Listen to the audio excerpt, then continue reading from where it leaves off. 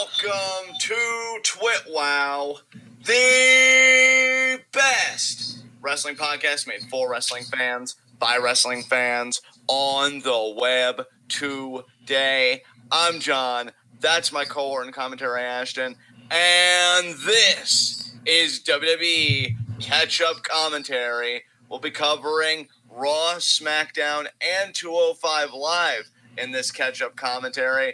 Look, I'm going to level with all you guys. I really haven't cared much for these shows outside of a few individual acts.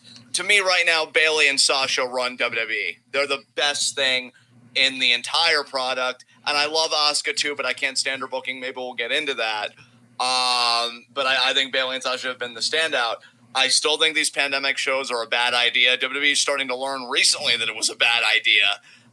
These created crowds, to me, there's no substitute for the real thing, where it's not really partisan. It just, is what it is, even obnoxious what chance. And yeah, I'm just looking to get back to that kind of normalcy, but I'm also looking to keep performers safe. So I've just completely checked out of these shows for a lot of reasons, and I can't lie either. The whole speaking out movement's put a really bad taste in my mouth for a lot of this kind of wrestling until I'm able to orient myself again. But with that said, there have been some great angles going on. And again, there are some individual performers that I think are doing the best work of their careers. Ashton, what do you think about it? Yeah, I think that you pretty much echoed my sentiments exactly when you said that this is the Sasha and Bayley era. It's also arguably the Asuka era, but it's odd that now that she actually is a champion, they're deciding to make her look weaker than she was before she won the title. I think that's kind of strange.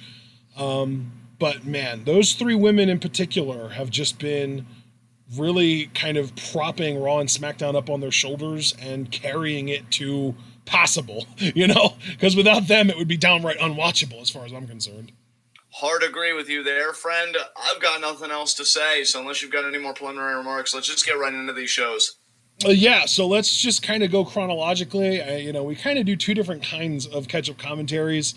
I feel like the ones where we feel the most engaged and we already kind of watched the shows and we were really into the shows and we enjoyed the shows, with those, we follow the stories and we kind of, we'll take a thread of a story and pluck from it everything that was touched on in that story from all the shows.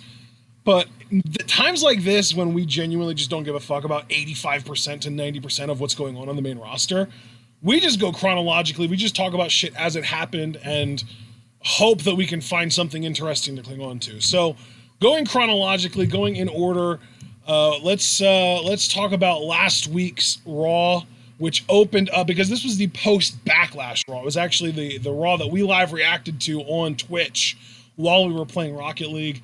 It opened with Christian and Randy Orton. And it was the whole thing where Christian was pissed at Orton, and Orton was like, oh, hey, fight me. And I know you want to get in the ring, excuse me, I think I might have the hiccups, but he was like, I know you want to get in the ring again, and we could do an unsanctioned match. And they ended up kind of sort of supposed to be having one later on in the night in the main event, and then Ric Flair low-blowed Christian, and Orton punted him, and that was that the whole thing. I mean, I enjoyed it. Christian's a solid talker. I also love seeing him, job, even metaphorically speaking, so I got a good cackle out of it. But yeah, nothing really more than this. I wouldn't be surprised if, given Edge's injury, they're going to reorient Orton to be a title contender to McIntyre down the road. Maybe even for SummerSlam. I've heard some rumblings about that. But even if not SummerSlam, I could see Orton being a major feud for Drew later this year, for sure. Because I think with Edge out, what are they going to do with Orton now, But I think they've built him up to definitely be a legitimate contender for that championship. So just my 2 cents. Yeah, that's fair. I really like everything that they're doing with Orton. I want to like Randy Orton because I want him to try, is what it comes down to. I feel like Orton, when he tries, is at his best. The build up to the feud with Edge, he was doing good, but I didn't want that match, so I wasn't interested. And now he doesn't even have a real match to build towards, and it feels like he's kind of gone back to phoning it in again to me. Yeah, that's totally understandable, man. No disagreements here. I've pretty much lost all interest in anything Randy Orton's doing right now. That was the beginning and the end of last week's Raw. It looks like now they're actually, like Mark mentioned in chat, it looks like now they're actually going to be building towards Randy Orton versus The Big Show of all things, which Wasn't that our worst match of the year in like 2013 when it main evented Survivor Series? I was just thinking about that match. Yes, I don't know why you would retread to this, but I definitely understand the tease because on Raw Talk, Big Show more or less said like he's not afraid of Randy Orton. And like, what a major step back for this particular, I won't say Orton character because it's not like much has changed, but with all the heat he has right now, like you're going to invest that heat in a feud with the Big Show. And like his Netflix show has even been out for a while now, so you can't even use the excuse of like a Netflix tie-in, you know what I mean? Like you can't promote anything. And if you're just promoting this at face value, why would you want to promote this? I just think it's a train wreck. I think a lot of things are a train wreck. I'll be using that word a lot, I guess. But yeah, I don't agree with this feud at all. Yeah. Anyway, yeah, and that's another thing that happened that I literally didn't even bother tuning into, much less paying attention to, was Raw Talk. I can't believe they brought back Raw Talk. Like, every time they do an episode of Raw Talk, I feel like it's Vince going out of his way to say fuck you to the fans because he took talking smack away from us. Yeah. Yeah, I don't bother with it either, brother. I just know about it because I think it was a clip on WWE's YouTube channel that they decided to isolate or whatever. You know. See, but I don't even seek that out either. I don't really go on WWE's YouTube channel ever. The only WWE YouTube channel that I'm ever on is WWE PC. Right. So, anyway, after the Orton shit, we got some Lashley shit, and it was, you know, or actually, no, I'm skipping ahead. We got Charlie Caruso backstage interviewing Garza, Zelina, and Andrade, that little trio. And again, like, we still have, like, the flirting going on with Angel Garza kind of hitting on Charlie. And it still, like, even to this day, even though we've had it going on for months at this point, I still can't get over the fact that they had this dude propose to his girlfriend on NXT television no more than, like, a few months ago. And already we're here, and he's been on the main roster for a few months, and he's like openly televised flirting with other women. Yeah, it's not a good look, but then again, it's WWE. We done It's knew. Vince. Yeah, it's Vince. Yeah, I'm just more, and again, I don't know if it's just my disposition to these shows or what, because I'll definitely admit that I've had like a mental and emotional shift with wrestling, with just everything that's happened. I mean, and then let me qualify. American wrestling, because I'm so happy to have Stardom and New Japan back, but these guys don't even captivate me the way they used to. Like I just feel like what Andrade is doing right now is beneath him personally, and even Garza, like I see so much in him. I mean, hell, we just got reports no more than a few weeks ago saying that Vince loves Angel Garza, thinks he can be the next Eddie Guerrero. Hey, John, do you remember that one storyline where Eddie Guerrero was flirting with that woman after visibly proposing to his girlfriend on TV? Yeah, neither do I. Yeah, and not only that, I was going to mention to you, because I could swear that there was a similar report before that when Andrade first broke on the scene, and Vince was like, oh, I love this guy, he's like an ex-Eddie Guerrero. So is this like a racist thing for a dementia-addled Vince? Like, does he just think like every Hispanic talent is Eddie Guerrero? Like, let me ask you a question. Sure. Have you ever thought to yourself, is this a racist thing with Vince? And eventually the answer was anything but yes. Fair point. I just brought up if you have to ask that question regarding Vince McMahon, the answer is yes. I just wanted to bring the point up more because I don't even think him comparing somebody to Eddie Guerrero is really all that special, because I could swear we've been here before. And you can see where Andrade ended up, and you can see where Garza's ending up. And it's sad because they're both exceptional talents. I just, with everything going on, I don't care about even them, and that's really sad. So, yeah. What came after that? Then we got to Angel Garza versus Kevin Owens. And this was not the one where Garza attacked him on the ramp. This was actually the week after that. And this was the one where Owens actually did win. Andrade made his way down to ringside a few minutes into the match. Tried to help Garza win, actually. You know, he distracted, he grabbed Kevin's foot when he was hitting the ropes, and he tried distracting him and stuff, but he didn't actually, what he was trying to do wasn't actually effective. This is also the match that Zelina Vega walked out on. I don't know if you remember that, because Andrade and Garza were arguing with each other, and Zelina literally just was like, okay, I'm done, and she walked away. And then after Garza lost to Owens, because Owens hit him with a stunner after having been distracted by Andrade, Zelina came back on the ramp and came back to ringside and basically, told them, like, you guys both want the same thing. You need to stop fighting each other. You need to start fighting with each other, start fighting together. And then all three of them walked away. So, and that's like, I don't know, man. I can only speak for me, right?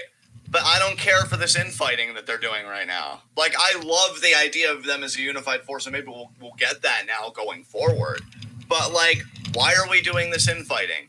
Why are we doing this when they're both exceptional talents? But here's the thing, just being truthful. With WWE's, racist system, because don't think putting the WWE title on Kofi suddenly cured racism. I'm not saying anybody is saying that, but I guarantee there are probably some fans being like, WWE isn't racist, they made Kofi Kingston WWE champion. No, it's still a deeply racist company, and they're going to do better as a package deal rather than anybody trying to be a solitary act. That's just how I see it. So I'd like them to stick together, not do any of this infighting crap, and really do great things. So we'll see where it goes, but I don't like that they're just trying to manufacture, is the word I'm looking for, drama, just to kind of create tension that I really didn't even want to see exist in the first place. So. Okay, then we get to Drew and Bobby recap, and then we actually get Bobby and MVP. They were talking backstage. Sarah Schreiber tried to get an interview, and MVP basically told her off and said, we're strategizing, fuck off. And then we got them in the ring, MVP talking about Lana being selfish and, caring more about attention than her husband's career and all that stuff. And all this leads to Bobby asking for a divorce. Yeah, I mean, I had called this back at Backlash. Yes, so you did. Oh, and the one little minor detail that I just wanted to bring up because I thought it was hilarious is that MVP called Lana a thought. Yeah, that clip was really making the round on Twitter. No, you're the problem, thought. You think the whole world revolves around you?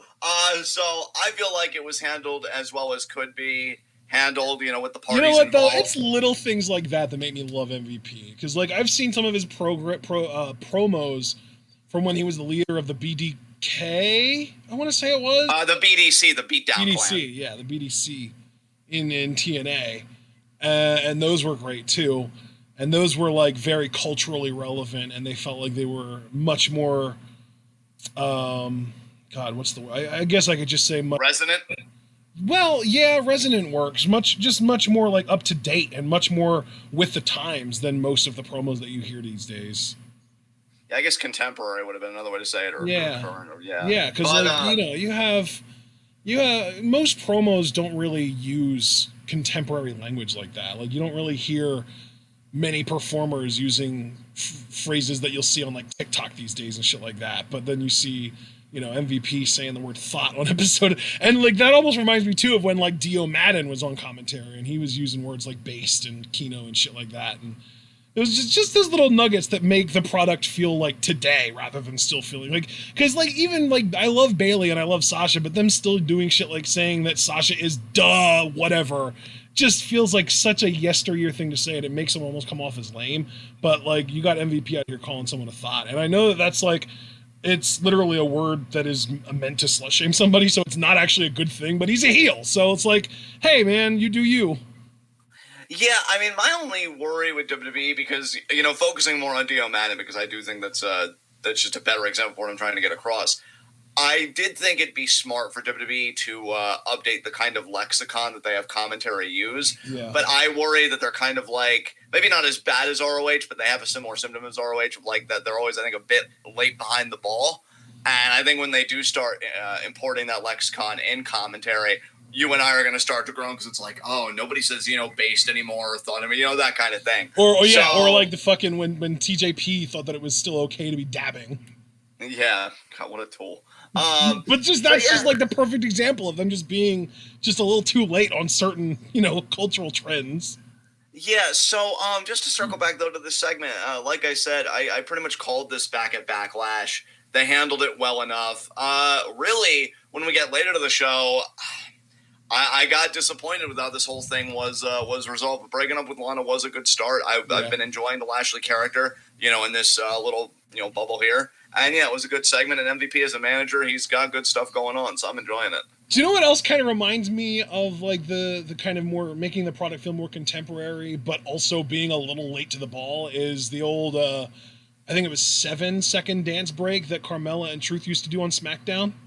Yeah. Like that was so close to being it, but they were still using dance moves that were more popular like a year or two prior, you know? Right, yeah, exactly. So, but if they would do something like that now and use actual current dance moves, like, fucking pay attention to TikTok and shit and keep up with the trends, like, yeah, that'd be a cool thing for them to be able to do. Especially because it takes so little time, It's just these little tiny nuggets that you can drop to really make your product feel like it belongs in its current age. But anyway, let's move on. We had the Street Profits and Viking Raiders versus Akira Tozawa and a few ninjas. The Raiders and Profits obviously won, and then Tozawa brought out his big ninja, which we know is played by Jordan Omebehin. And then the Big Show came out to stand by the Street Profits and Viking Raiders, and that scared Tozawa off, and he called off the Giant Ninja, and that was the whole thing. I mean, I hate everything about it. I can't lie. I think it's mind-numbingly stupid. I think it's, again, racially insensitive. Of course, like Tozawa, Japanese wrestler. Oh, Japan, ninjas. That's complex and substantive and has depth. Now, listen, I want to get ahead of this, too. Tozawa is a lower card guy. I'm not saying that just because he's Japanese, like, we got to give him a character that'd be worthy of, like, a main event gimmick, but you still can't even come up with anything remotely thoughtful for somebody that's in a lower card. Like, I'm not asking for people to elevate Tozawa on the basis of his nationality, right? I'm just saying, like, this is just so lazy, bottom of the barrel crap. And of course, let me ask you a question the about Big this, Show. though.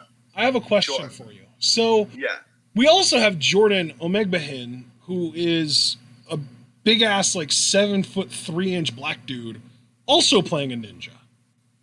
Yeah. So then my question to you is, because like there are examples of Japanese products made with Japanese actors where they play ninjas. And there are other Japanese performers in WWE who do not have stereotypical Japanese gimmicks, like Nakamura, Io Shirai, Kairi, like most of the Japanese performers in WWE today do not have stereotypical Japanese gimmicks. So what my thing is it ever okay for the WWE to have somebody playing a stereotypical version of their culture gimmick? I think when it comes to wrestling, maybe the best rule of thumb to go by is it's okay so long as it gets the performer over. And I think the best thing about this is the Giant Ninja. Like, can that get over? And because I'm fully expecting, him to one day just cast off the ninja guard, beat the fuck out of Tozawa, and just become a wholly different entity. In that case, it was a vehicle that served its job. So maybe the whole rule of thumb should be like, look, if it's getting him over, what does it really matter? I don't know. Because again, with Tozawa too, like, obviously we know there are plenty of examples throughout history of people playing offensive, stereotypical racist characters that they weren't okay with, but they went along with because they didn't want to lose their jobs. And in those cases, I think that all we can really do is blame Vince for even suggesting it in the first place. But I don't know how to feel about this in this case because, like, in today's culture where representation is so important, do you really want a ninja clan with anybody other than a Japanese dude guy in it? I don't know. I don't know how that works now. Yeah, that's a fair point, and one that I really don't know how to navigate. I don't even know if it's my place to try and navigate that. Yeah. So I think it's just a thought that I've been having a lot lately. Is like, at what point is like where? Well, God, I don't even know how to phrase this. Representation is important, and it needs to be, different cultures and different people, different looking people need to be represented in media for sure. And I'm not ever going to try and deny that. And I've started to understand over the last few years how important that is. But at the same time, I also wonder if that just means that like a gimmick, like a ninja gimmick, like what they're doing with Tozawa is just something that they should never do. Just ditch it completely. Like it's offensive if you have a Japanese guy playing it for obvious reasons. It's offensive if you have any other culture playing it because it's appropriation. It's like, just don't do it at all. Like, would that be the best answer for them to just not do a ninja gimmick at all? I don't know. I mean, me personally, I think I would prefer it that way personally. Yeah. But I think generally, because I think Well, I think, again, it's a lot like in a similar way to the whole speaking out thing, right? Where we're talking about, the different gradients of certain acts between like harassment and full-on sexual assault or whatever. I think in the same way, you can have a gimmick like a ninja, which, there have been things as like Black Samurai. I think there's even an anime called like Black Samurai and stuff like that. Afro and Samurai. Ninjas and stuff. Afro Samurai and, ninjas and stuff like that. And then there's a gimmick, I'll say this as a disabled man, like I hated how Zach Gallen was kind of fetishized and commentary was using terms, like handicapped and inspiration, and it was so cringe, or black people being thugs or stuff like that. I think, maybe we determine the offensiveness based on the messages it's conveying, and what message is a ninja really conveying, really. So I don't know. Maybe that one's more of a gray area at best. But again, I think the best rule of thumb, so that you don't overthink it, which I think we just kind of do here, so we're screwed either way, is if it gets them over, and it's not really communicating anything harmful. Like, again, with like black gimmicks, it's like, if they're stealing cars and this and that, that's just monolithic black. That's like what blackness is in WWE's eyes. A ninja, I think, is on a different kind of spectrum than that. Yeah. So, I think you can get away with it. All right. Well, I was not expecting to have that substantial of a discussion regarding ninjas, so let's move on. Yeah. We had Seth backstage and talking about Dominic and Mysterio and shit like that. We had the segment later on in the night then with him coming out and talking shit to Ray, and then Ray showing up on the Tron. And then Dominic showed up in person and attacked Rollins, and then Murphy and Theory came out to try to get him, and he managed to flee, and he managed to actually properly get away. So that was that whole thing. Yeah, it's been more of an interesting angle. I don't know if I'm enjoying it quite as much as I wanted to, and I don't even necessarily think that's the fault of the performers involved. I just think the atmosphere of just everything is kind of, making me different in my interests. But I mean, Seth is clearly eating this gimmick up in the best way. I'm enjoying it. Ray is actually coming off a bit sympathetic, and I'm just happy Alistair's in the mix with like higher level players in the WWE. So I think it's good for everybody. Hell, even Humberto Carrillo's kind of getting in on this whole angle, with Seth and Mysterio and Dominic and all them. So, good people are involved in this. I'm just wondering what the crescendo is going to be to it all. Next up, we had Lashley and MVP again, because this was all building up towards, they had a tag team match against Truth and Drew, and throughout the night, Truth kept on screwing up, kept on, getting the titles on the line, and then there was a point that he said that only the WWE title would be on the line, so he wouldn't have to worry about losing his baby and all that stuff. And then that was the main event of the show, I believe, was Truth and Drew versus MVP and Lashley, if I remember correctly. Well, the main event of the show, just to correct you, was the Orton Christian. Christian. Yeah, that's right. That's right. Yeah, that's my bad. It's hard to remember the order of some of these things. But then we got Liv Morgan and Natalya versus the Iconics, and Liv Morgan ate the goddamn pin. Oh, thanks. I hate it. I love Iconics, but they've really dropped the ball on Liv Morgan to me. Dude, I love the Iconics, and I love Liv Morgan, and Natalya was like the only person that walked out of this unscathed. Yeah. Of course she did. Of course she did. Yeah. Yeah. It sucks. We were actually talking in the Discord earlier about, somebody said, SmackDown's women's division would be awful without Sasha and Bayley. And I was just like, well, yeah, but both of the main roster women's rosters would be awful without their top two women. Like, don't get me wrong, I don't like Charlotte, but if you take her and Asuka away from Monday Night Raw, and then I was like, well, maybe they would have to use Liv and Ruby then. But then I was like, wait, no. This is Vince McMahon. We would get a 6-month Nia Natalya program. Exactly. God, that'd be fucking awful. That's so Vince, though. He's just like, oh, God damn it. You just took two of the best performers away from me. What do I do now? I have to resort to women with family in the business. God damn it. Oh, my God. Yeah, and it's a shame, too, because Liv, I think, could have been a major player for them, but her booking with the feud with Ruby Riott that went nowhere and wasn't even really a feud. She feels like another Emma, like on the as far as that level of a dropped ball. Yeah, totally, because now I'm hearing, I didn't watch the actual clip, but I'm hearing that they might reunite the Riott Squad, and it's like, you're taking a step backwards because you didn't know how to move forward with her. And it's so goddamn infuriating because both her and Ruby deserve something better than a rehash. And I know they're I genuinely. also like, have to wonder how much of that was their idea, like was Liv and Ruby's idea, because they see how hot the women's tag division is right now, and they're willing to just do fucking anything to be on TV again. Which, if that's the case, I don't blame them one bit, because how sad is it? And maybe it's not sad. Maybe that should be the norm. I know people have been calling for that for a while, that Liv and Ruby have to take their career in their own hands, just in the sense of like, okay, if you guys don't know how to use us, even though we're like right fucking here, we'll do this, you know? It's like, I definitely believe in giving performers more autonomy, obviously, but what I would really like is a collaborative fucking effort. If they had like an open-minded culture of like, hey, this is a character I'd like to do, or this is a promo I'd like to cut, or I'd like to work with this person if they're not already booked with somebody else. Like, make it a collaborative fucking effort. I don't think it should be all wrestlers, and I don't think it should be all writers. Why not both?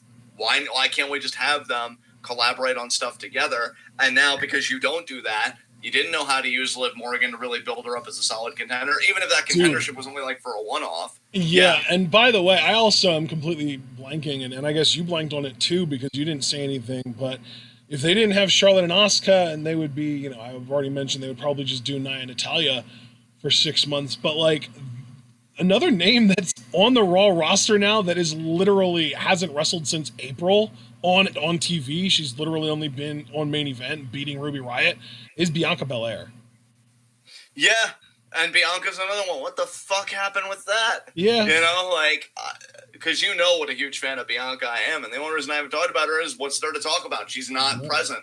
Now, if it's because of COVID or whatever, that's fine. Family comes first. Dude, she's been wrestling on Main Event. It's not like she hasn't been around. She's wrestled 4 matches on Main Event since in the last 2 months, basically. So like every other week she's been doing Main Event matches.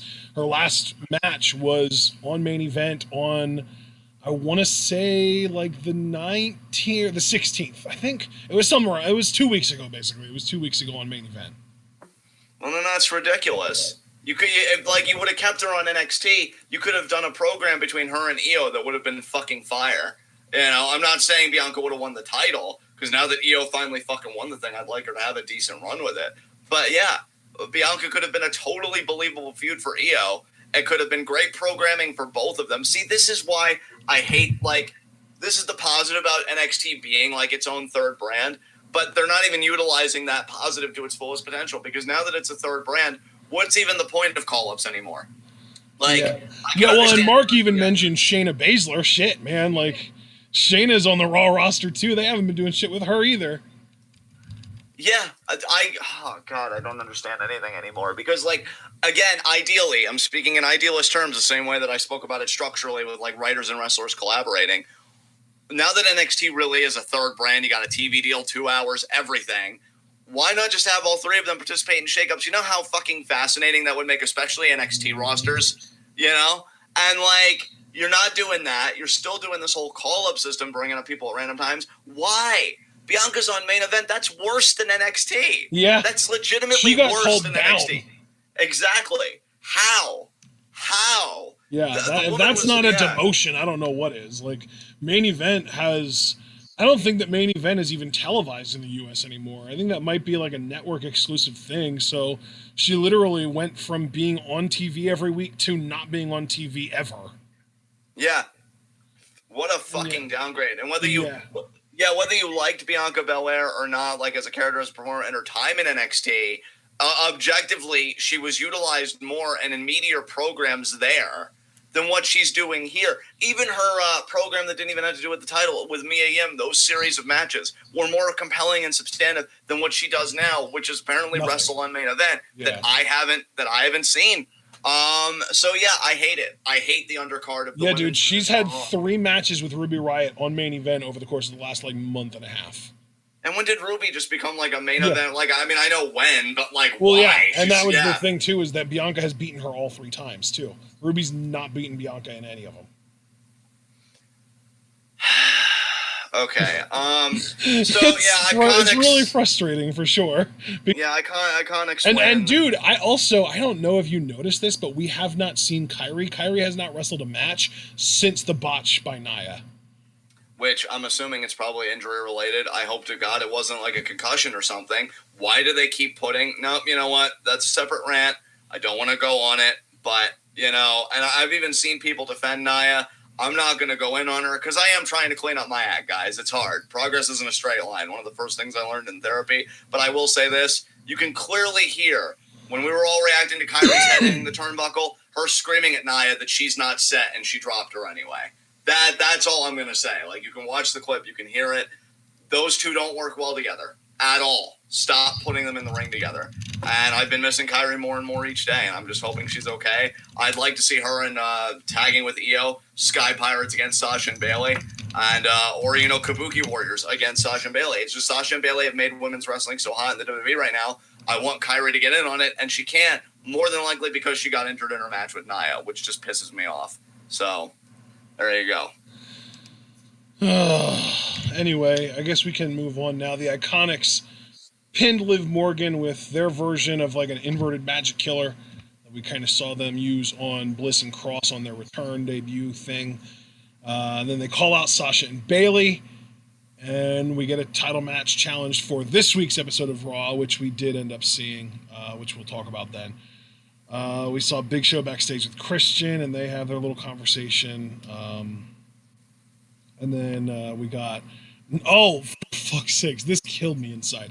Natalia was yelling at Liv Morgan for making rookie mistakes.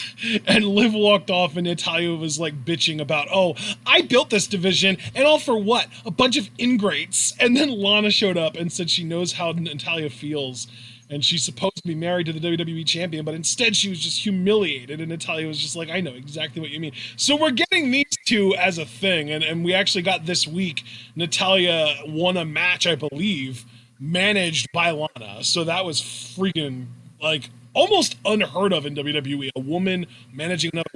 Ever happened before in WWE? I don't think so. It seems very, like, first of its kind as far as WWE goes. I know we've seen it in other promotions, but in WWE, yeah, it seems very unique. Then we got more Christian. God, they really, really buffed and bulked up this show with Christian content because he was there and they were getting the most out of him that they could. But it basically was just building towards him accepting Orton's challenge. Then we got Apollo Crews warming up. MVP said that he could help him stay the longest reigning U.S. champion. And Apollo declines, and then MVP says the only way you keep that title is with me in your corner.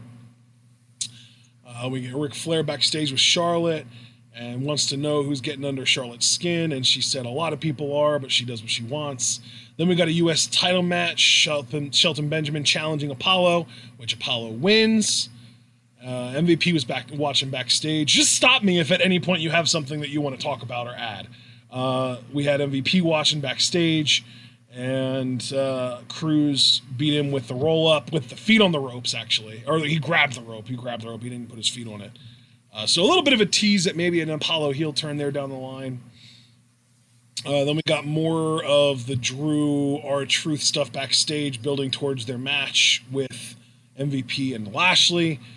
We got a fucking Undertaker Last Ride video. We got... let's see, Charlie Caruso interviewing Asuka shouting in Japanese before saying Nia Jax started this fight, but I will end it. And then we got the big tag team championship, or the championship tag team match, where R-Truth and Drew versus, they had to face Lashley and MVP, where if Drew loses, he loses the WWE title.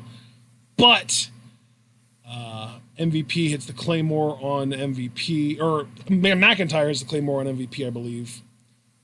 And then R-Truth comes in and pins him, because McIntyre basically was just like, here you go, bud, you got this.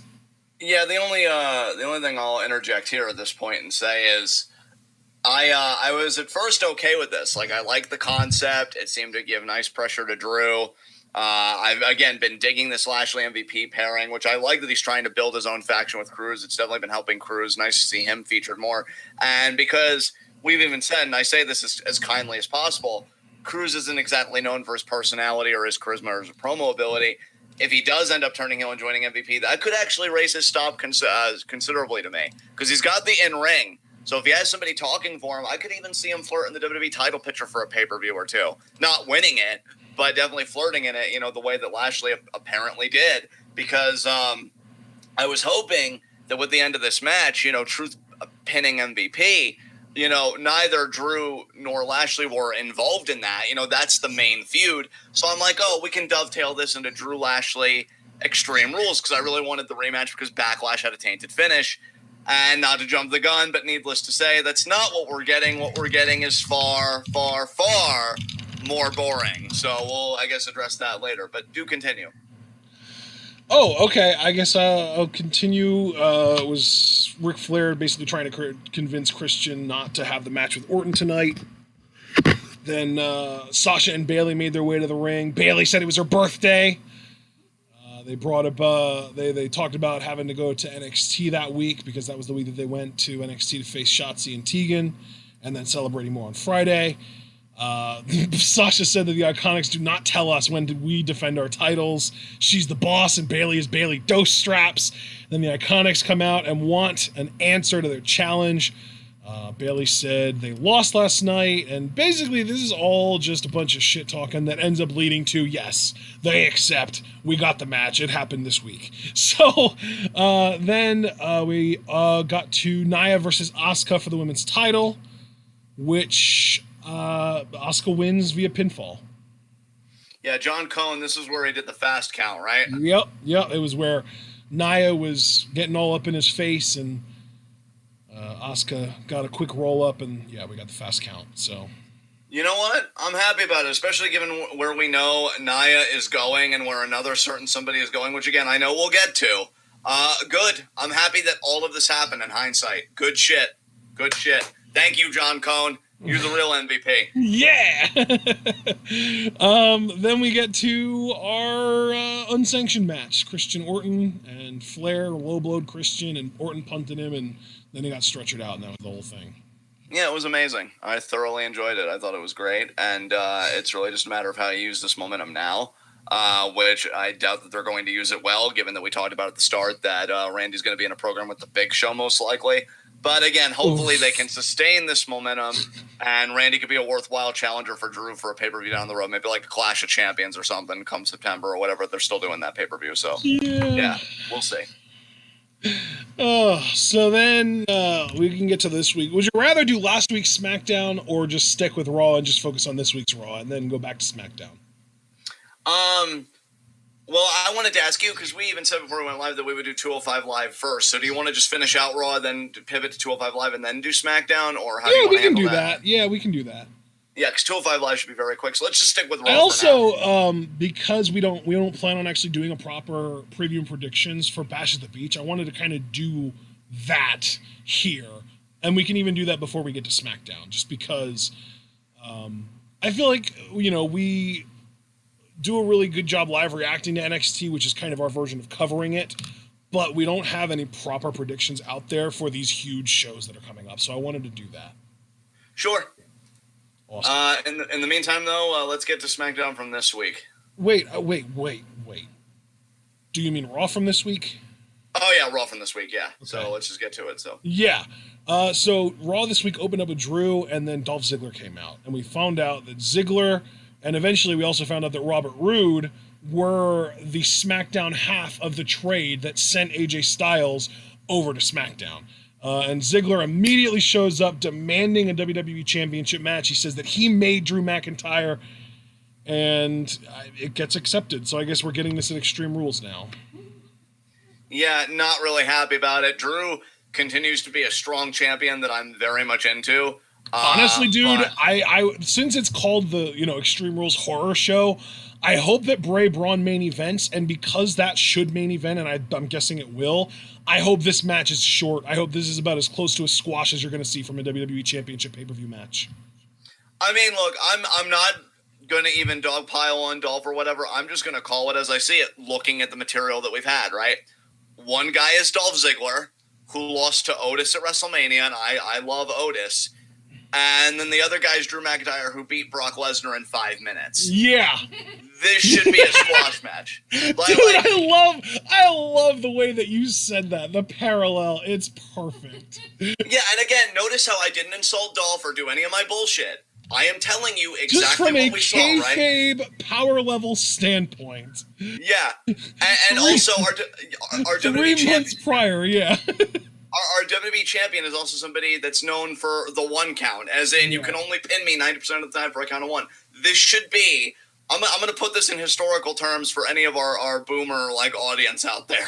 This should be the freaking Diesel versus Bob Backlund of WWE Championship matches. This should be nothing, okay? Nothing. But here's the problem. But there was a title change in that match. Yeah, but not this freaking time, because Diesel's going in as the champion. But here's the problem. You know they're not going to do that, and I can already see it, and you can already see it, and we can already see it, because... Dragon Man is going to get a little bit of overtime use out of his keyboard during this match, isn't he? Absolutely, and here's why. They're going to play up. Well, these guys were former tag team champions together, and they have this history, and who knows Drew better than Dolph, and it's gonna be a thing when it really, really look. And this may be my only insult to Dolph, and I don't even really mean it that way. Let's be real here. Let's have an honest conversation. Dolph only exists in this match to sell the Claymore. That's it. That's the only purpose he serves. To just do a fucking 720 backflip off of a Claymore kick. Sell the finish, Nikki. All right, and then go to the back of the line. Nikki! I'm telling you, that Miz Dolph Ziggler success of a failure video was the most honest, true-to-life portrait of Dolph Ziggler's career anybody will ever see. Dude, I know, right? Yeah. And even if we want to go back to when I was a fan of Dolph Ziggler, I was talking about how he was losing his way into the main event. Yeah, so that's really all I have to say about this. I feel like I said it in a very calm and professional manner. So you did. I'm so proud of you for the professionalism that you displayed on that. But yeah, I just love the parallel. Dolph Ziggler lost to Otis, McIntyre beat Brock Lesnar in 5 minutes. Yeah. It sounds so ridiculous when you say it out loud. Yeah, and yeah, this is how we get, and it's so bad because I'm not one of these purists that's like, why is it the WWE Championship main eventing? It's literally the name of the company, and I've seen people legitimately say that, but it's like, it is still a world title, and if Dolph Ziggler would count as a contender today, we really, I hate to be that guy, but we really did grow up in a great era, because guys I fucking saw as WWE champion for the most part work their way up the card and were actually worthy of a WWE champion. We said Eddie Guerrero earlier. Eddie Guerrero immediately comes to mind. But Dolph here, I'm not feeling it at all. This is going to be a really. And by the way, WWE I also just want to add that Dolph losing to Otis only took 10 minutes. So yeah, so if Drew takes longer than 10 minutes to beat Dolph, Otis might want to consider switching brands for his cash-in. They have done, and I am being semi-serious here, they've done a really great job presenting Drew and packaging Drew and all that stuff. I am telling you, and it's not just to be an asshole. For me personally, I can't speak for anybody here or you for that matter. If they have this go to be like a 15-minute thing or whatever, Drew's credibility takes a hit to me. Because how you cannot squash this guy after everything I just said, what are you doing? Well, the messaging is completely off to me at that point. This needs to be a squash match, and it's not going to be, and I'm already pissed off about it. And Paul's right. I'm looking forward to our preview and predictions in 2 weeks when we are genuinely waffling over who to pick to win. No, because I'll tell you, fuck that. What I am going to tell you, I am showing my hand right now. You're going to be like, all right, John, WWE Championship match. I'm going to be like, Drew needs to squash Dolph. John, that's not saying who you think will win. I think Drew's going to win, but it's not going to be a squash, and it should be a squash. That's what I'm going to tell you. Drew's going to win, but what's still going to piss me off is it's not going to be a squash match, and it might even be, well, no, I don't think they'll protect Dolph, because I do believe that SummerSlam is going to be either Orton or Brock, but it's probably going to be a thing where, Dolph really hung with Drew there. He shouldn't have. The only thing you know what would be really nice? Yeah, what's that? If instead of being like, I think SummerSlam's going to be Orton or Brock, if we were honestly, sincerely able to say, I think SummerSlam's going to be Andrade or Alistair. That would really be nice, but that's not the world we live in, unfortunately. We live in a world where, only now has WWE decided to do COVID testing, and apparently Bobby Lashley that tag title matchup, the WWE Championship tag matchup, even though he didn't get pinned. It's like, well, maybe you shouldn't have, gotten a manager that considers himself retired in ring. Like, I was enjoying that program, man. That's another thing I am a bit salty about. I wanted like a proper rematch at Extreme Rules. Yeah, but no, I wanted it too, man. And it's funny too because Dominic Adams is here, and he even mentioned in chat he imagines this was probably supposed to be Jinder's spot before he went and got injured.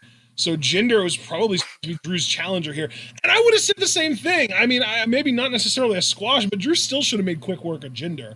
But now if it's Dolph, it's even worse. It's even like 5 minutes is too long for that match. I mean, I guess if I could give WWE credit for anything in lieu of Dominique's comment, it's that.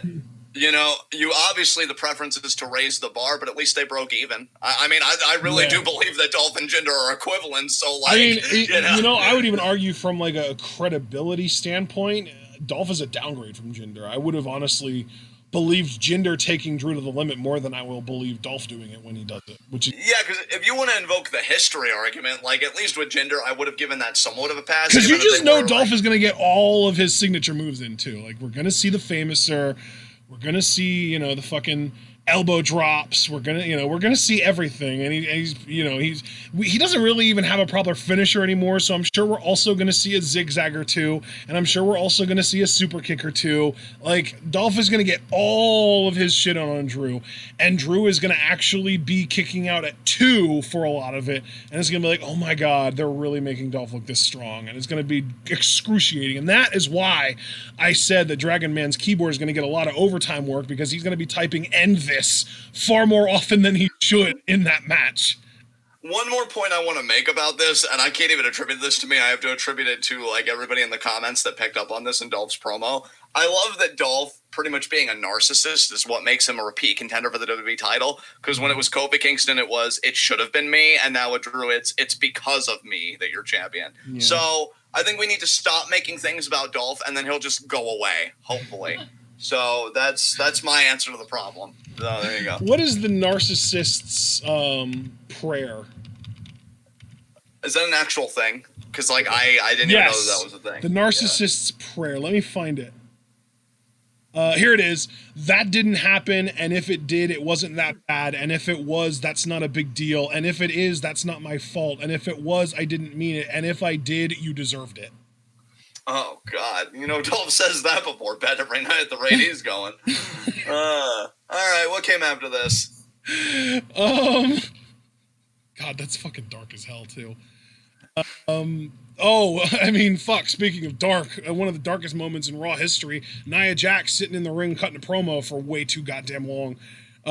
She basically says she's not leaving until she gets another Raw Championship match.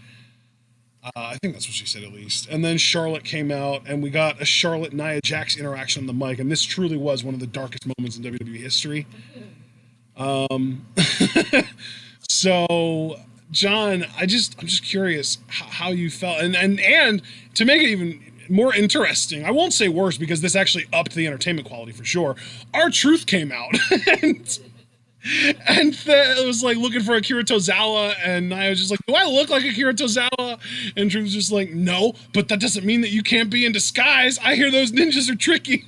And he's like, and then he was like, there are 2 Tozawas, and then he got chased off by ninjas. And then we resumed the Charlotte and Nia, interaction, and everything just comes back to being miserable again. I mean, yeah, the only solace I take in this is that the 2 worst acts in the company are going to be horrible to each other. Yeah. And then the rest of the women actually, are free. like, there's almost a degree of me that's excited about this because, like, if either one of them is going to injure anyone, it's just going to be someone else that's likely to injure other people. Exactly. I feel like the talented, competent women's workers in the locker room are peeking out of their windows and they're just thinking to themselves, we're free. Yeah. We're free. They've all got a couple fingers crossed, hoping that one of them just, puts the other one out of commission for a while so they only have one person to worry about injuring them than 2. Yeah, like they're actually tentatively coming outside. In this case, it actually worked because Nia hit Flair with a fucking chair or something like that. And Charlotte got written off TV, and she won't be back for a couple months, if not a few months. Yeah. So in this case, all those women, crossing their fingers, hoping that one of these women goes away for a while, it fucking worked because Charlotte's gone. yeah, bottles were popping somewhere. I feel like, to be fair though, it's almost like a worse version because like they would have been better off if Nia was the one that got written off TV for a while because like as awful as Charlotte is, I feel like she hasn't almost killed anybody over the last few years, and it's been a while since the last time she did that. Yeah. Whereas with Nia, she literally just injured Kyrie. Like, I honestly think it's gotten to the point that with Nia, it's every single match I'm worried that she's going to injure whoever she's up against, and it almost feels like every single match there's a dangerous spot where I'm scared that she did, and half of the times that I get scared that she did, it turns out that she did. Yeah, it's horrible. I really can't say anything other than it's horrible. It's because we already talked about the fact that Kyrie's last match that she's wrestled was the one where Nia threw her into the steel steps and crashed. Yeah. So. Oof. Fuck. So Nia's, dangerous ass is going to be sticking around for a while, but at least we don't have to listen to Charlotte promos for the next few months, right? Hooray. Yeah. Anyway, next up we got the Street Profits defending the Raw tag titles against the Viking Raiders, and they retain. I mean, fair enough. I have nothing against the Street Profits, in ring or whatever. I personally find the characters like a bit annoying at times. I don't know though. Like I guess I should be happy that it's over because I feel like they completely took the teeth out of this angle. I wanted Viking Raiders to remain like a serious, destructive tag team. And that's why I at least like Bianca in that role for the moment. I mean, obviously, I wanted her to do a lot more. But to be like, hey, these guys are serious. You need to get serious. If the win would have come about that way, I wouldn't be nearly as, dispirited about it as I am, right? But they get the win after the Viking Raiders stooped to their level and played along with all this bullshit. And I don't know. I thought that maybe a Viking Raiders heel turn could salvage it. But then again, I don't even like the idea of Viking Raiders being heel because they came into the company that way. And it made no goddamn sense to me. So this whole thing, which I thought could have been a really fun tag team feud that could have actually given some depth to the Street Profits, which in my personal opinion is desperately needed. It's like, oh, we're gonna bungle this, but don't worry, Street Profits will keep the titles. So what would be an interesting trade?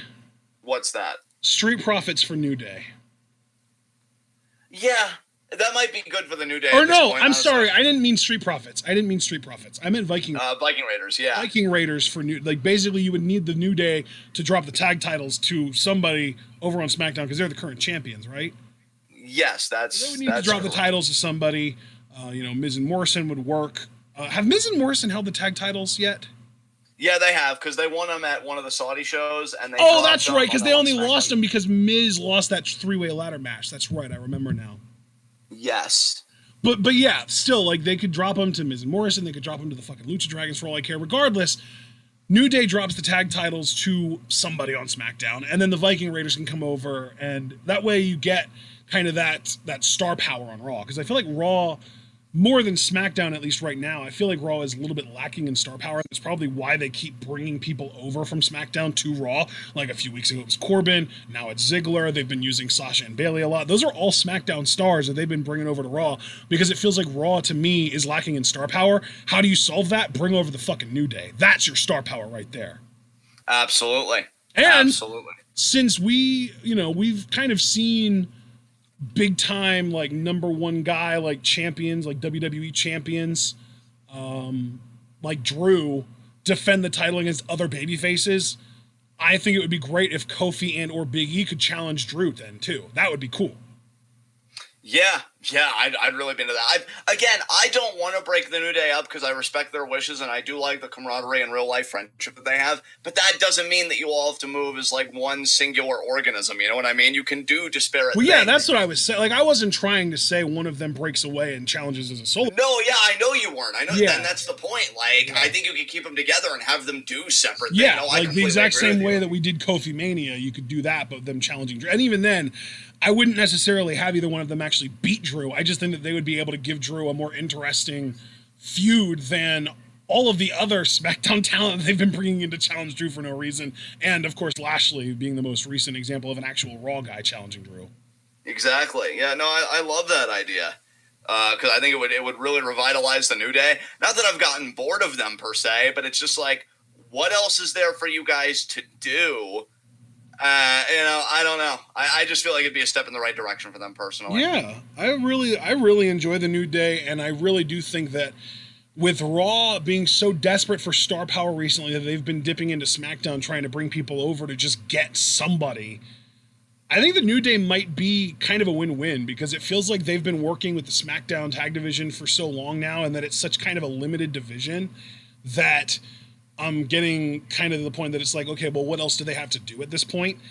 So that would it would refresh SmackDown's tag division because it would introduce the Viking Raiders to it. They could win the titles pretty much right away, and then you would have all fresh matchups with them versus the other teams on SmackDown. Plus, it would bring the New Day over to Raw. It would give Raw that star power, and they would then be able to have feuds with a bunch of new tag teams as well, because then they could, feud with Street Profits. They could feud with MVP and Lashley if they wanted. There are more different teams that they haven't really wrestled yet on Raw than there are on SmackDown. So I just think that would freshen up both shows to some degree. Yeah, absolutely. Completely agree with you. All right, speaking of tag teams, though, and speaking of new tag teams, we also, after the Street Profits retained the tag titles, we had an attack by Garza and Andrade. They came out and beat down the Street Profits, so that, it looks like a very, very distinct possibility that we are going to be getting those guys challenging Street Profits for the tag titles, and I am going to be pulling for them to win them big time. Yeah, absolutely. I think... tag division. I want to be interested in WWE's tag team wrestling. And again, Street Profits aren't bad champions, but the Viking Raiders feud, I just was more or less disconnected with it. So let's hope that that this next phase for them, this next step in their title reign, is something a bit more compelling. So we'll see. So we had another Charlie Caruso interview with the Zelina clan, and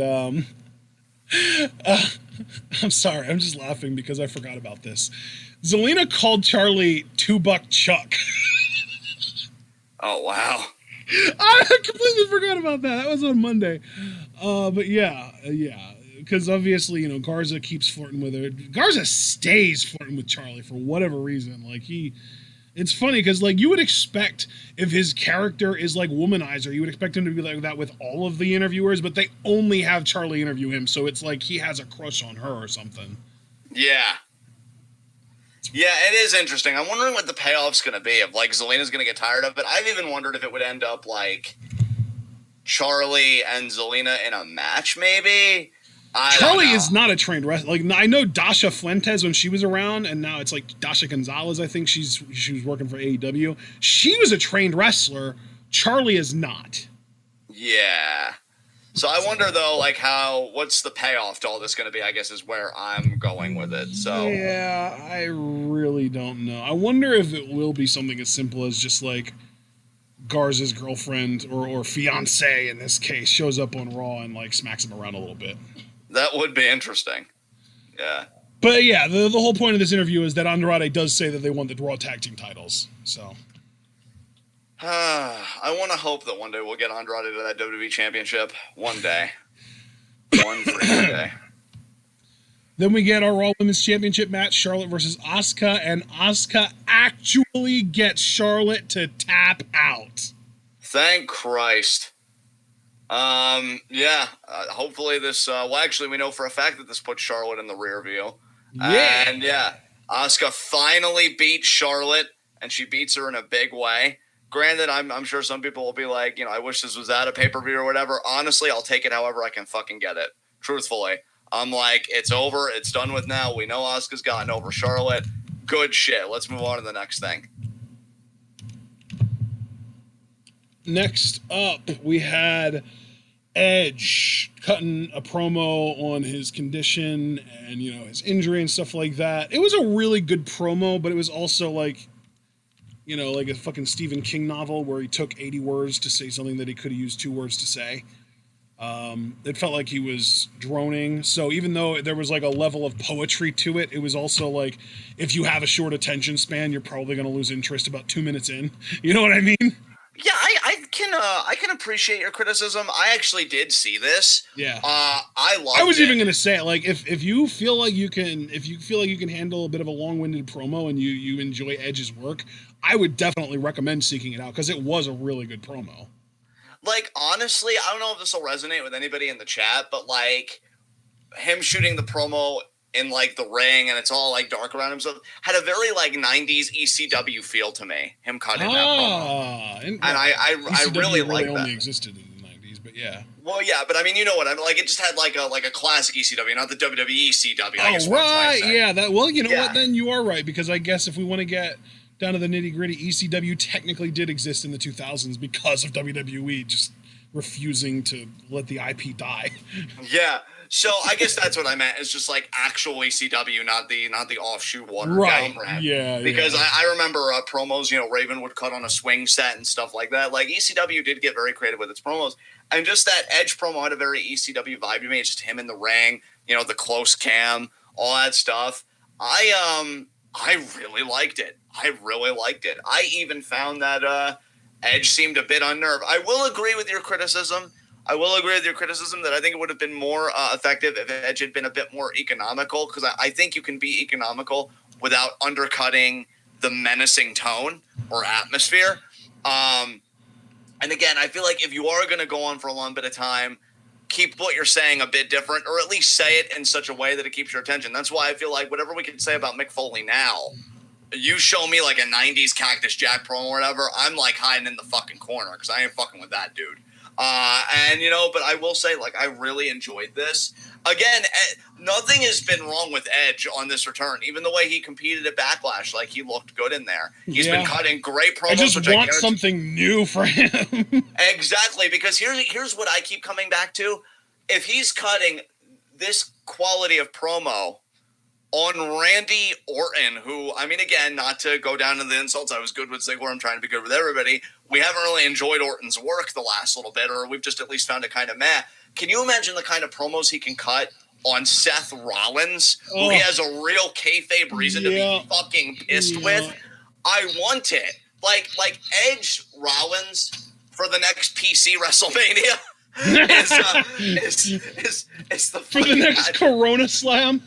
Yeah, is the next big Edge program I want, because Rollins has never been better with this Messiah gimmick, and Edge, I feel like he's cutting terrific promos. I just think it's completely wasted on a beef with Randy Orton, where honestly the beef should have been settled at WrestleMania. But yeah, great promo. I thoroughly enjoyed it.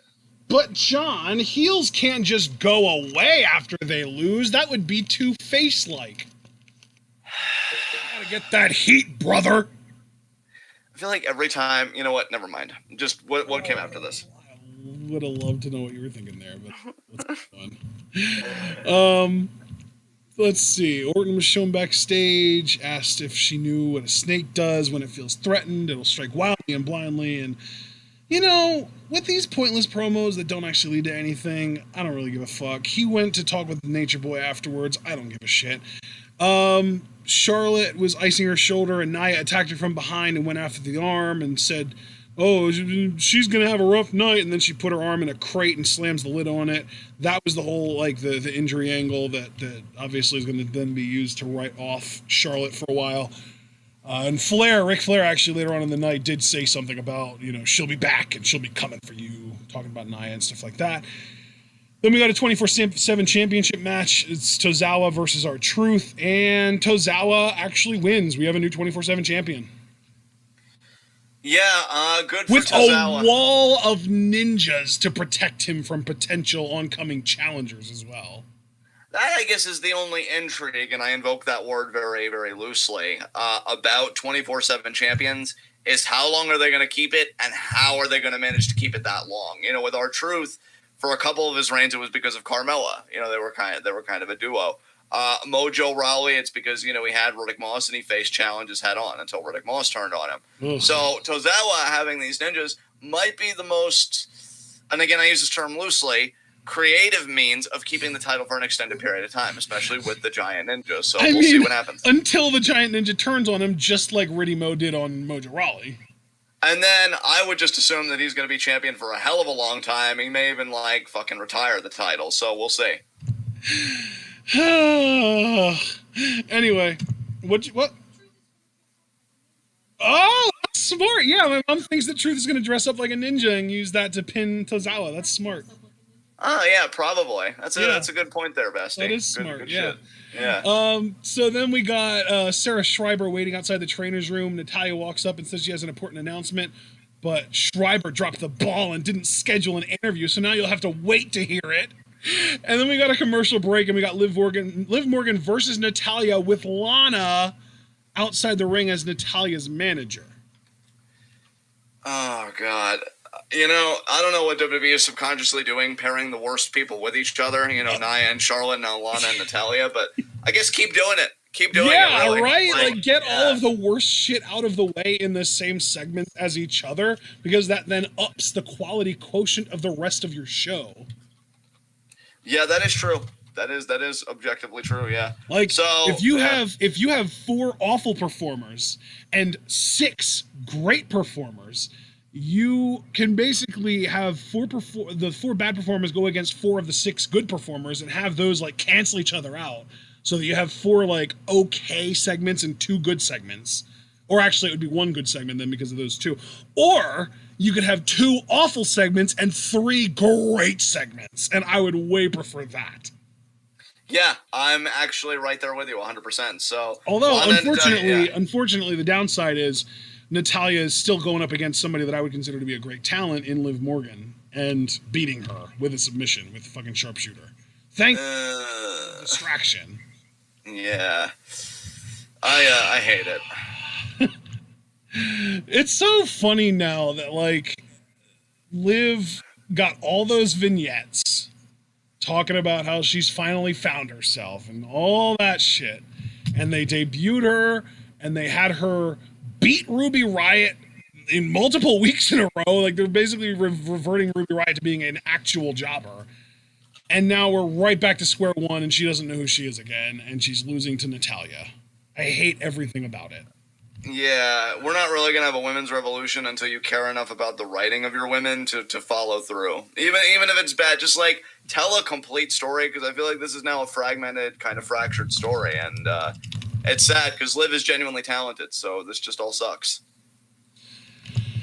It's really, really annoying, because it's like with Liv, it was like they were like making 1 or 2 steps forward and then like 8 back. Yeah, precisely. Anyway, Charlie Caruso, again, interviewing the Big Show, and she's just like, have you ever thought you'd be fighting off ninjas? And he was like, man, I thought I'd seen everything, but now Raw's being invaded by ninjas. I just wanted to come say hi with some friends, but when else can I punch a ninja?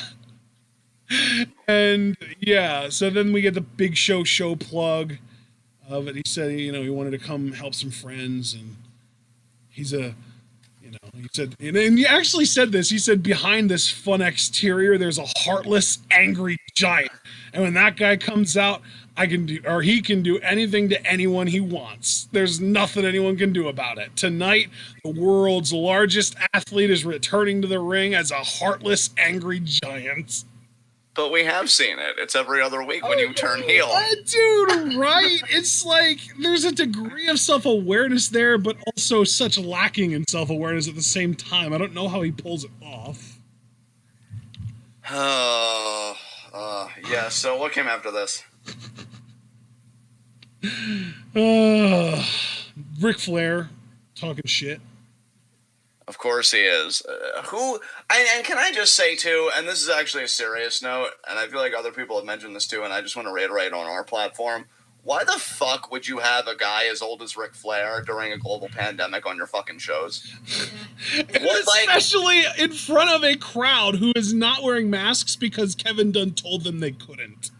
Like, again, I'm keeping the same energy as with Ziggler. I'm not taking podcasts like Ric Flair, by the way, 71 years old. He's definitely in a high-risk group. Yeah, he's in a high-risk group.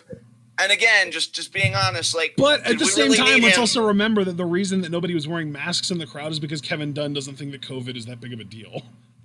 Which Kevin Dunn shouldn't be in a position of authority to begin with. But what Flair said and what he could... Like, did we even really need him for this? Did we need him to really do anything or move any stories forward? So not only do you endanger, like, an older person during a global fucking pandemic, And I get that it's Ric Flair, but let's be honest, Ric Flair hasn't even felt like Ric Flair for the last several years. And 15 maybe? Since what? 15 years maybe? Yeah, it sounds about right. It was WrestleMania 24 that he retired, right? Yeah, that's correct. So that was 12 years ago.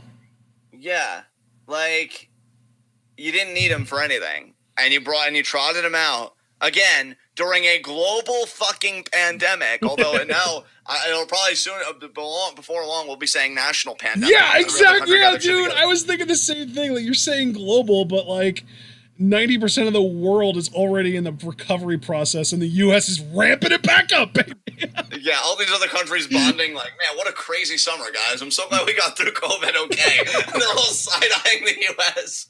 It's like, I don't know if you ever saw the SNL skit of, like, Will Ferrell being Alex Trebek for Jeopardy, but they had the actual Tom Hanks. Like, Tom Hanks was playing himself on it, and there was one point where he got his head stuck in, like, a plastic bag, and he couldn't get it off.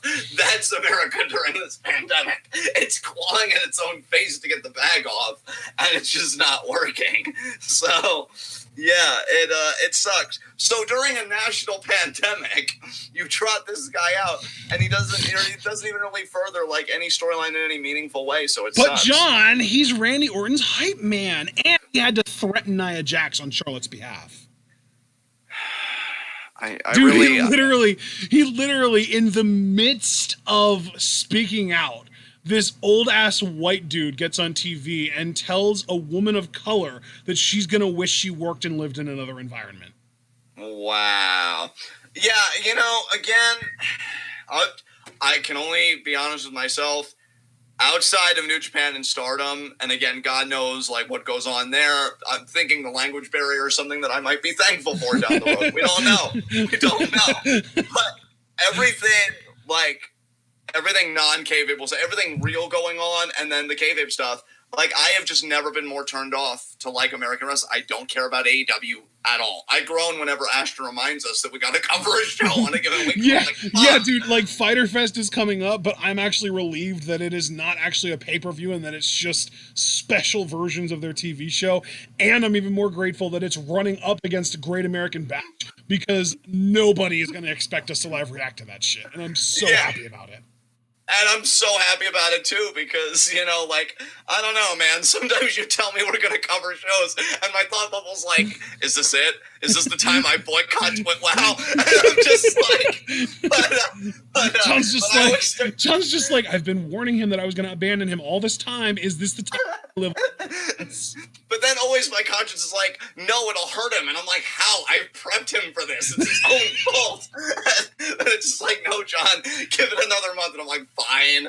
But no, in all seriousness, like, I've never been more turned off to like all of this wrestling. If you would tell me tomorrow, unironically, John, I've been thinking, I just don't want to cover any of this anymore. Why don't we just become like a Japanese wrestling channel? Stardom, New Japan, we can get an AJPW, whatever.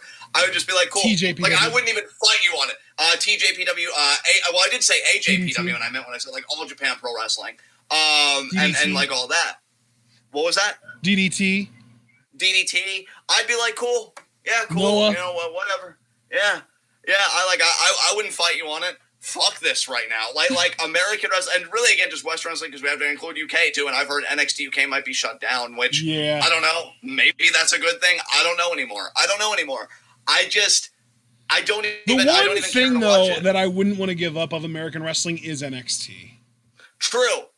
NXT can stay, and Sasha and Bailey can just work there full time, and her and Io, like them and Io, and Kyrie can come back, and Asuka, because she used to run this shit. But yeah, NXT is the only thing worth saving. But again, with the names that have been called out and stuff, like, I can't even really enjoy their stuff right now anymore until we get some kind of resolution to all this, which, again, I don't know what it would look like. And as a man, I don't even know if I should be in a position to say what that should look like. It's just everything is awful. And then you, like, again, circling it all the way back to Ric Flair, because I promise I didn't lose the thread. You're going to have, in your words, an old fucking white dude say that to a woman of color, as talentless as she may be, and Lord knows she's talentless. Say that. And it's like, nothing's going to get better. Everything hurts. I'm in pain. That's my notes. That's my fucking That notes. sounded like that dude from fucking Billy Madison at the end when he was like, just when Billy went on the long, like completely just pointless, just gibberish rant, and the dude was just like, everyone in this room is now dumber for having heard you. I award you no points, and may God have mercy on your soul. Yeah, that's how I feel. That's how I feel watching the programming, because I'm like, okay, yeah, I see what you're doing. I mean, I don't like it, but I see what you're doing. So what came after this? Big Show came out, and we got a confrontation with him and Orton. Oh God! So we're really good. Okay. You know. But hey! After that, we got Sasha and Bayley successfully defending their tag team championships against the Iconics in a fun match. Yeah, it was. God, we really weren't kidding when we said Sasha and Bayley own all, because this really is their show. Dude, it's so funny too, because like the Chiefin has been in the Discord talking about, oh, Sasha and Bayley are overexposed. They shouldn't be on every single episode of WWE television. They're getting the Charlotte treatment. And I'm just like, bruh, not all cases are the same. Charlotte makes me cringe when she's on my TV. Sasha and Bayley are the highlight of any given show that they're on. They should be on every show. If they were on AEW, I would consider watching it.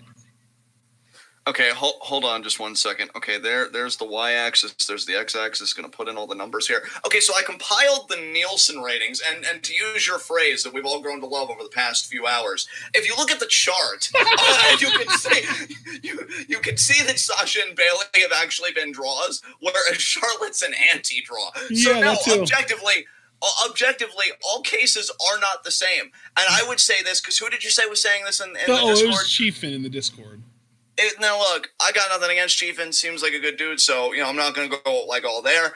But I would respectfully say to Chiefin, I regard overexposure as when you're dropping the ball the more opportunities you're given. Like, if I give you one opportunity and you do well with it, great. If I give you 4 opportunities with it and you fumble 1, then we know that 4 is just, you kind of cap at 4, and maybe we need to adjust it a bit.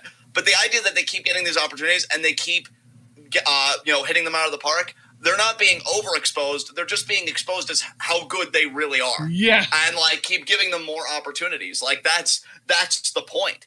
That's the whole freaking point. When you keep doing well with opportunities, you should get more opportunities. That's honestly how wrestling should work at a fundamental level, which is maybe why I'm liking them so much, because I'm like, oh my God, this is how wrestling should work. Yep. So I'm cool with it. I'm cool with them being on all 3 brands, because not only are they on all 3 brands, and again, this is something else that needs to be pointed out, all due respect to Chiefin, it's not the Charlotte treatment, because on the 3 brands that they've been on, they are able to elevate themselves like a Charlotte, but also elevate other people unlike a Charlotte. Yes. So Charlotte literally makes everyone around her look worse after having interacted with her. Exactly. Meanwhile, Bayley and Sasha had to cheat to beat the team of freaking Tegan Nox and Shotzi Blackheart. Yep.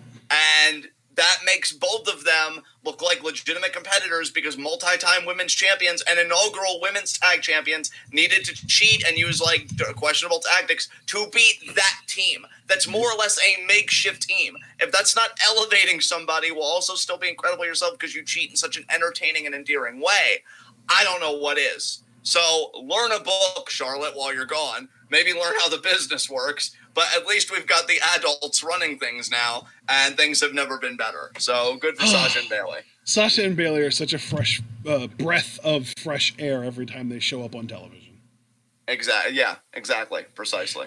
All right, next up, once they retained the tag titles, we got Sasha kind of teasing like she was going to challenge Bayley, but then actually challenging Asuka for the Raw Women's Championship. This was one of the highlights of my week, because dude, Sasha is making the rounds, because I don't know if you've seen this yet, because I know you're not as active on social media lately. Sasha versus Io is happening on Wednesday. I did see that. I'm so excited for that. Yeah. So we're getting Sasha versus Io on Wednesday, which is the first. So we're getting Sasha Banks versus Io Shirai and Sasha Banks versus Asuka in the same calendar month. Desire to see Sasha versus Kairi intensifies. I know, dude. Someone I think it was Sean in the Discord was even mentioning how much he wishes Bayley or Kairi would return to go after Bayley, so that we could have Sky Pirates or Kabuki Warriors, or maybe even potentially both at different times, versus the Golden Role Models. I mean, why not just have all five 5 of those women, because I have to count EO. Why not just have all 5 of those women run things? Like, that's a fucking vanguard right there. Holy fucking shit. Let Ember join in when she comes back.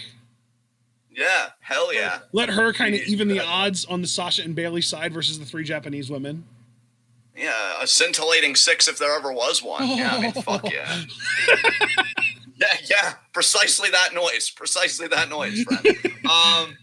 So I am so here for the Sasha Asuka rematch, really. And you were talking about callbacks. The callback that Sasha did on Twitter to beating down Asuka when Asuka tweeted out all those years ago how she beat Sasha. I think she said it was beautiful like cherry blossoms. Yeah. Sasha said the same thing to Asuka after beating her down. So yeah, everything's dude. That's one of my favorite things about the women in WWE, or at least some of the women in WWE, is that they pay so much more attention to their own character beats and their own storylines than even the writers and Vince do. Yeah, exactly. They're so much more in touch with their characters and with their storylines than any of the writers or Vince or anyone like that is.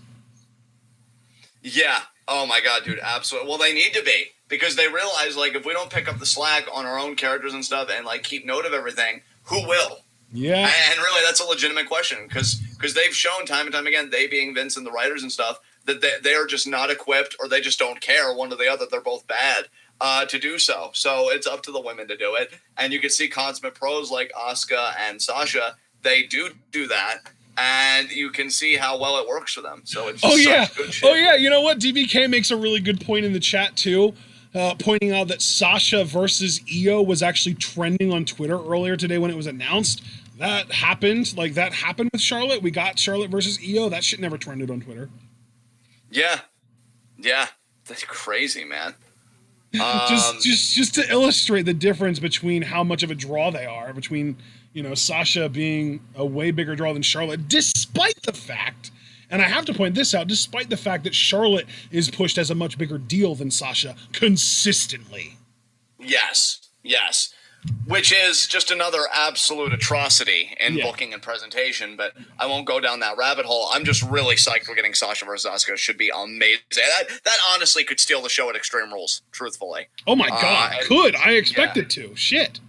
Yeah, I expect it to. What else is happening at Extreme Rules that's going to be like an actual good match? In fact, I mean, I could potentially be catching fire for this here, but I think that one match could be better than the entirety of Sasha and Becky's program when Sasha first came back. Dude, yeah. Absolutely, for sure. Yeah, I mean, hell, Sasha Io this coming Wednesday could be as well. Yeah. Yeah, absolutely. Absolutely. That match is going to be insane, too. I can't wait for everything that's coming with Sasha. She's really in a groove right now, which she always deserved to be in. Yeah. And I'm totally here for it. All right, so then we got Lashley and MVP talking backstage. Sarah Schreiber asked if they were trying to send a statement to the Royal Locker Room. Lashley said he'd be WWE champion if not for that clown. And MVP says their association has done wonders for Lashley's career, just like it could be for Apollo Crews. MVP saw what Crews did last week and was proud of him until he gave Shelton Benjamin a rematch tonight. Crews needs to sit down into the learning tree and become one of the most prolific U.S. champions since MVP. So then we get Liv Morgan walking backstage, and Ruby Riott tries to talk to her, and she tells her basically to fuck off and then walks away. Did you want to talk about that at all, or do you feel like we already talked about that sufficiently? I feel like we already touched on that, so you can keep it going. All right. Then we got another MVP VIP lounge. We brought out Apollo Crews, and he says he's been impressed with him and all that stuff, about how he recklessly blew out his knee and had to forfeit his spot in Money in the Bank. MVP knew that Crews needed someone to help him navigate his bad decisions after that. And Crews says that he got to this point in his career without MVP's help, and that he had to fight and earn his United States Championship, and that he almost lost his career for it, and that he appreciates MVP's offer, but it's a no. Then MVP says that he knows that Crews has the potential to be one of the greatest U.S. champions of all time, but there's no rule that he has to put his body on the line forever. He says that Crews won't be able to hold that title for long without him. And then Crews asks MVP if MVP will help Shelton Benjamin or have Lashley do it. Crews won't let MVP or the title change who he is. Then MVP says that he held the title for 343 days and that was historic. And he tried to do it the nice way, not once but twice, but that there won't be a third time. So MVP's really, really pressing Apollo. And then we get the match. Apollo does retain against Shelton Benjamin. And then Lashley comes out and beats the hell out of him and, lays him out with the full Nelson. So we are going to be getting most likely Lashley versus Cruz.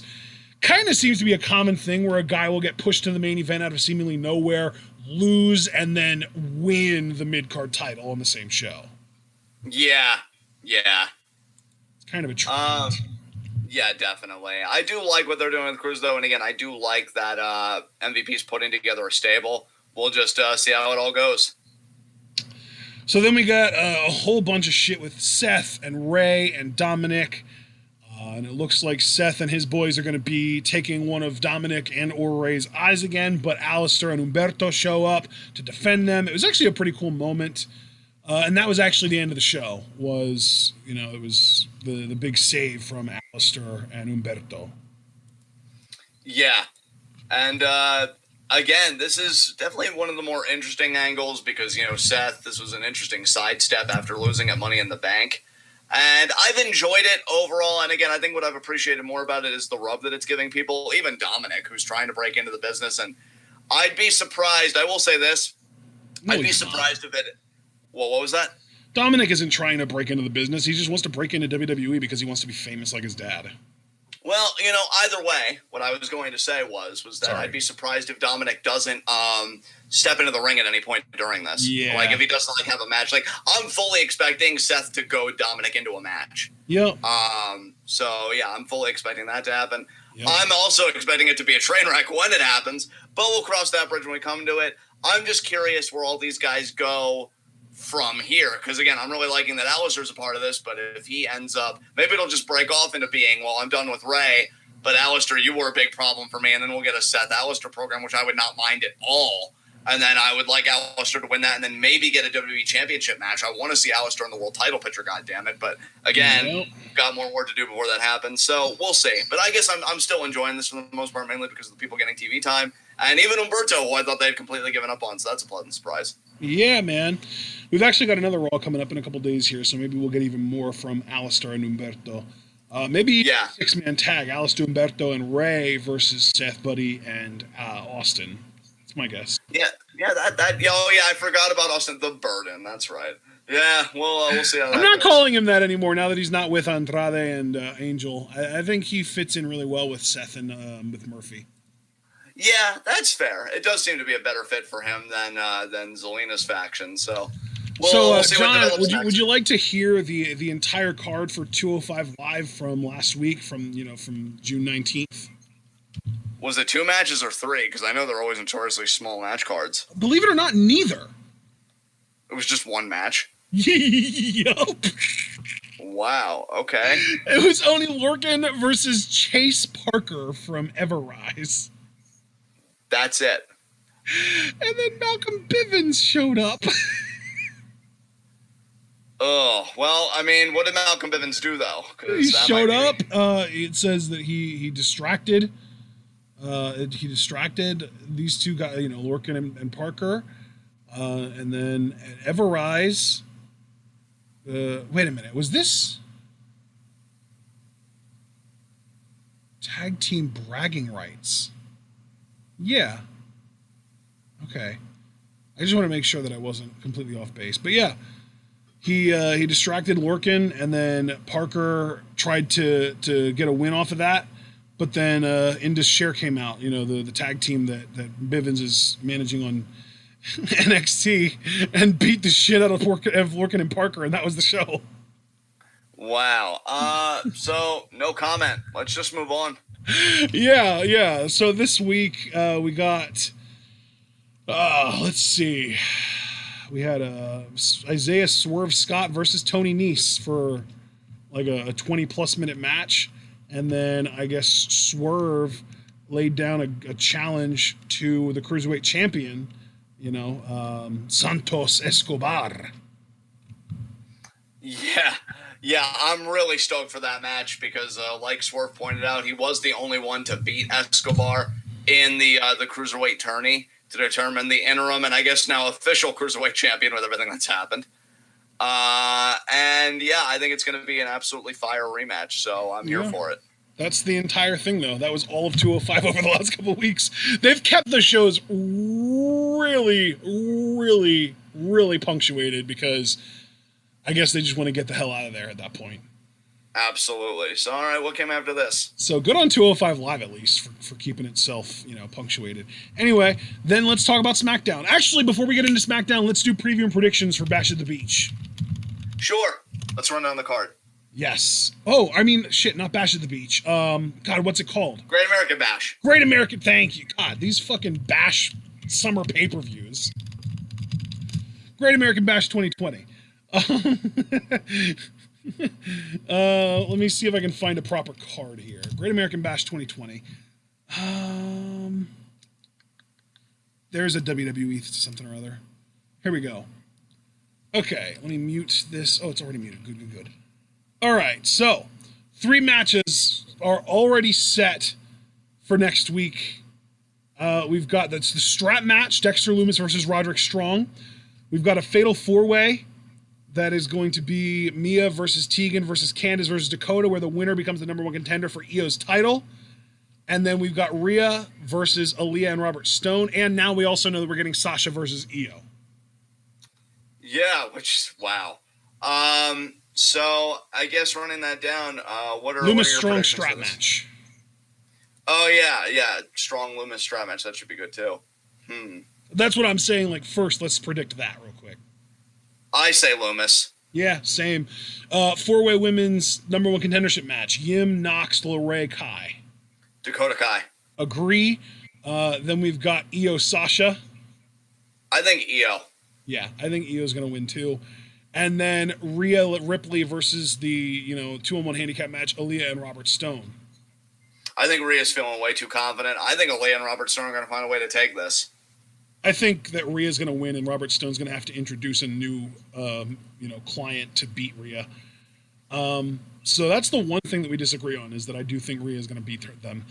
Then our only other match that we know about for sure for the following week is Adam Cole versus Keith Lee in a winner-take-all match.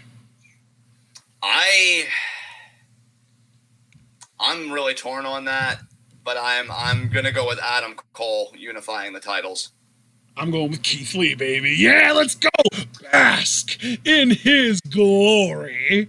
I hope for every Keith Lee fan, especially Javaris, who I know is a huge Keith Lee fan, that you get that title change. Because believe me, from experience, I know how amazing that feels, and I want that feeling for everybody. So we'll see if Keith can pull it off. It does make sense because I would expect Cross to target Lee soon after. I just can't get rid of this nagging suspicion that they're going to draw Cole's reign out even more. So we'll see.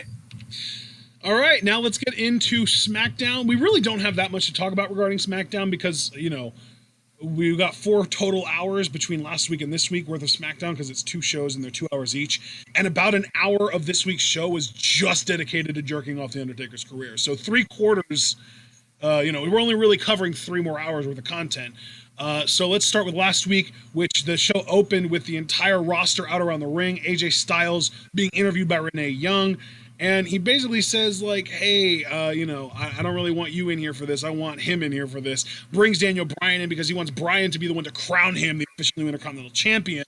And Bryan does, but then he also is just like, I want you to be, defending that title. He kind of gives Styles, what he thinks is like the motivational speech, and Styles just sees it as someone just being stupid.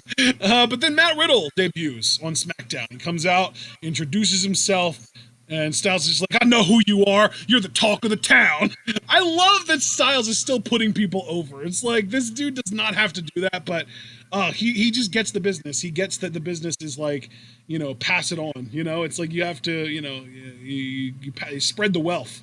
So then Riddle said that he was here to give Styles some advice. He hears that Styles is the face that runs the place, but he's the bro that's going to run the show. And then Styles removes the IC title and punches Riddle a few times. Riddle punches back, and we get ourselves a match. Matthew Riddle just facing, not challenging yet, facing AJ Styles in a non-title match to start SmackDown last week. Yeah, great way to debut Riddle. I mean, there are a few ways to make him look stronger than debuting in a non-title match against the Intercontinental Champion, who's AJ Styles. And yeah, great, solid matchup between these two. Good back and forth. I mean, it's AJ and Matt Riddle. We wouldn't expect anything less. And Matt Riddle wins with the bro Derek. Yes, he does. And by the way, you know how we've been talking about recently about how the WWE has been really serious about cleaning up their roster as far as all of the potential offenders of the speaking out movement? Yeah. I actually heard from Sean Ross Sapp, so you know this is credible, that they are really behind him in that situation and that they believe him as far as this woman being a stalker, and they are going to actually be helping him with his lawsuit on her.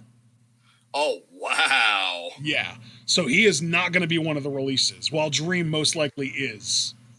Yeah, we'll have to see how that all shakes out, but keeping the focus on the wrestling. I just wanted to say that because I know that you have a really hard time getting behind people with these allegations, and at the very least, WWE is convinced that Riddle is in the right here.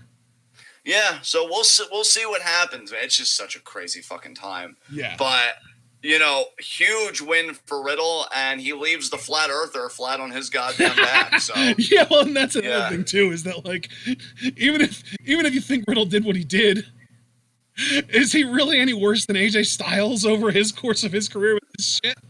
I'm gonna say possibly. I don't know. You know what though? The fact that you even had to think about it, right? Like, yeah, it's pretty damn close to a wash at this point. Alan, man.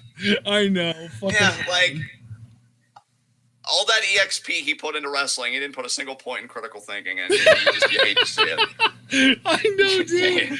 He's min-maxed all to fuck. He even went so hard on the wrestling talent skill level that he even ignored some height. Like, goddamn. Imagine if he just used a few of the extra skill points that he put into wrestling talent and just gave himself an extra like 5 or 6 inches of height. He would have been signed by WWE by fucking 2003. He would have been main eventing WrestleMania 23 for fuck's sakes. God, and then, oh God, it's like, I'm the best at wrestling, unironically.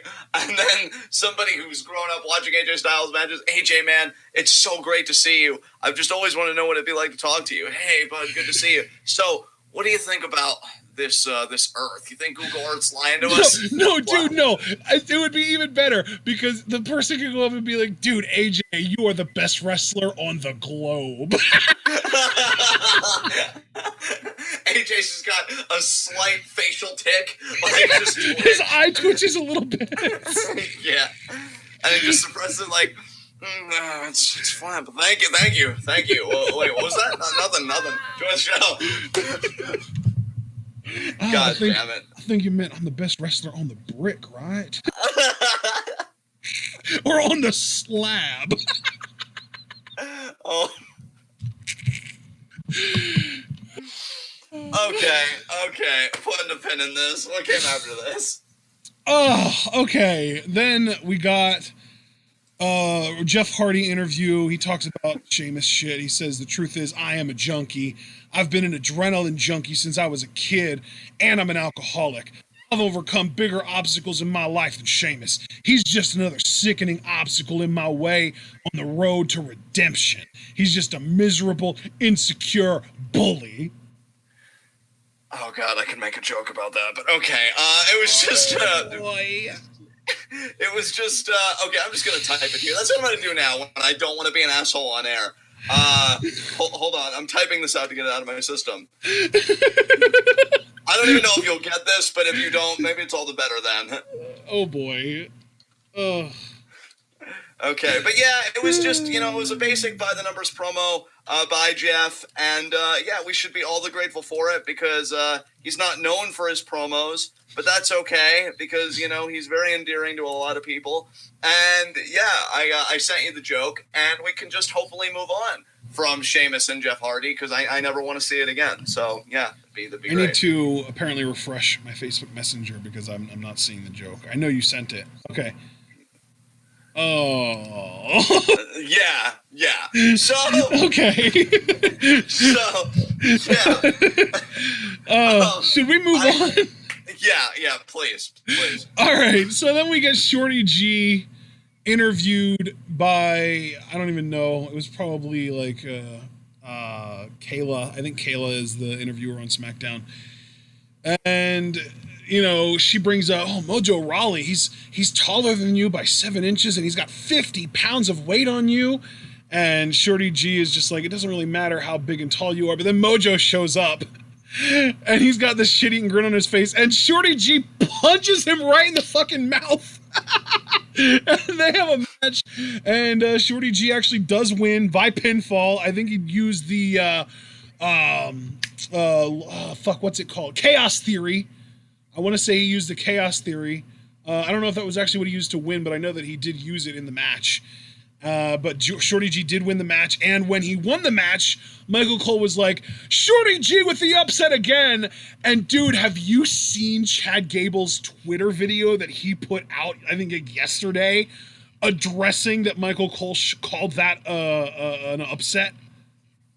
No, but was it as good as I'm thinking it was? Because he does amazing we need videos live on reactions. That's that simple. We need to get your live reactions to this. I'm looking at it right now. I will give you live reactions right now. Okay, I'm playing this right now.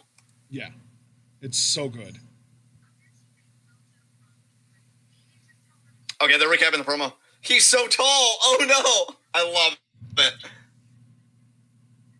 It didn't. I love that face. And then I heard it.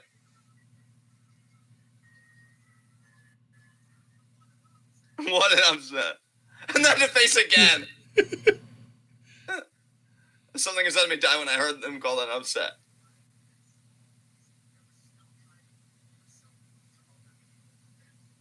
That's over with. Yes, Chad.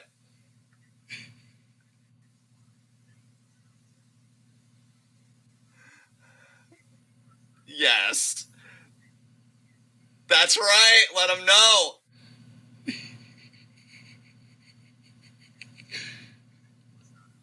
You're damn right it wasn't. He's a joke.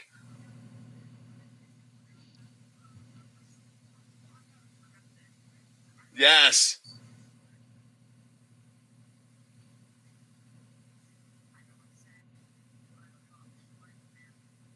They should re-air this next week. Dude, I know. They didn't even air it on TV. This is just a fucking Twitter promo. Yeah.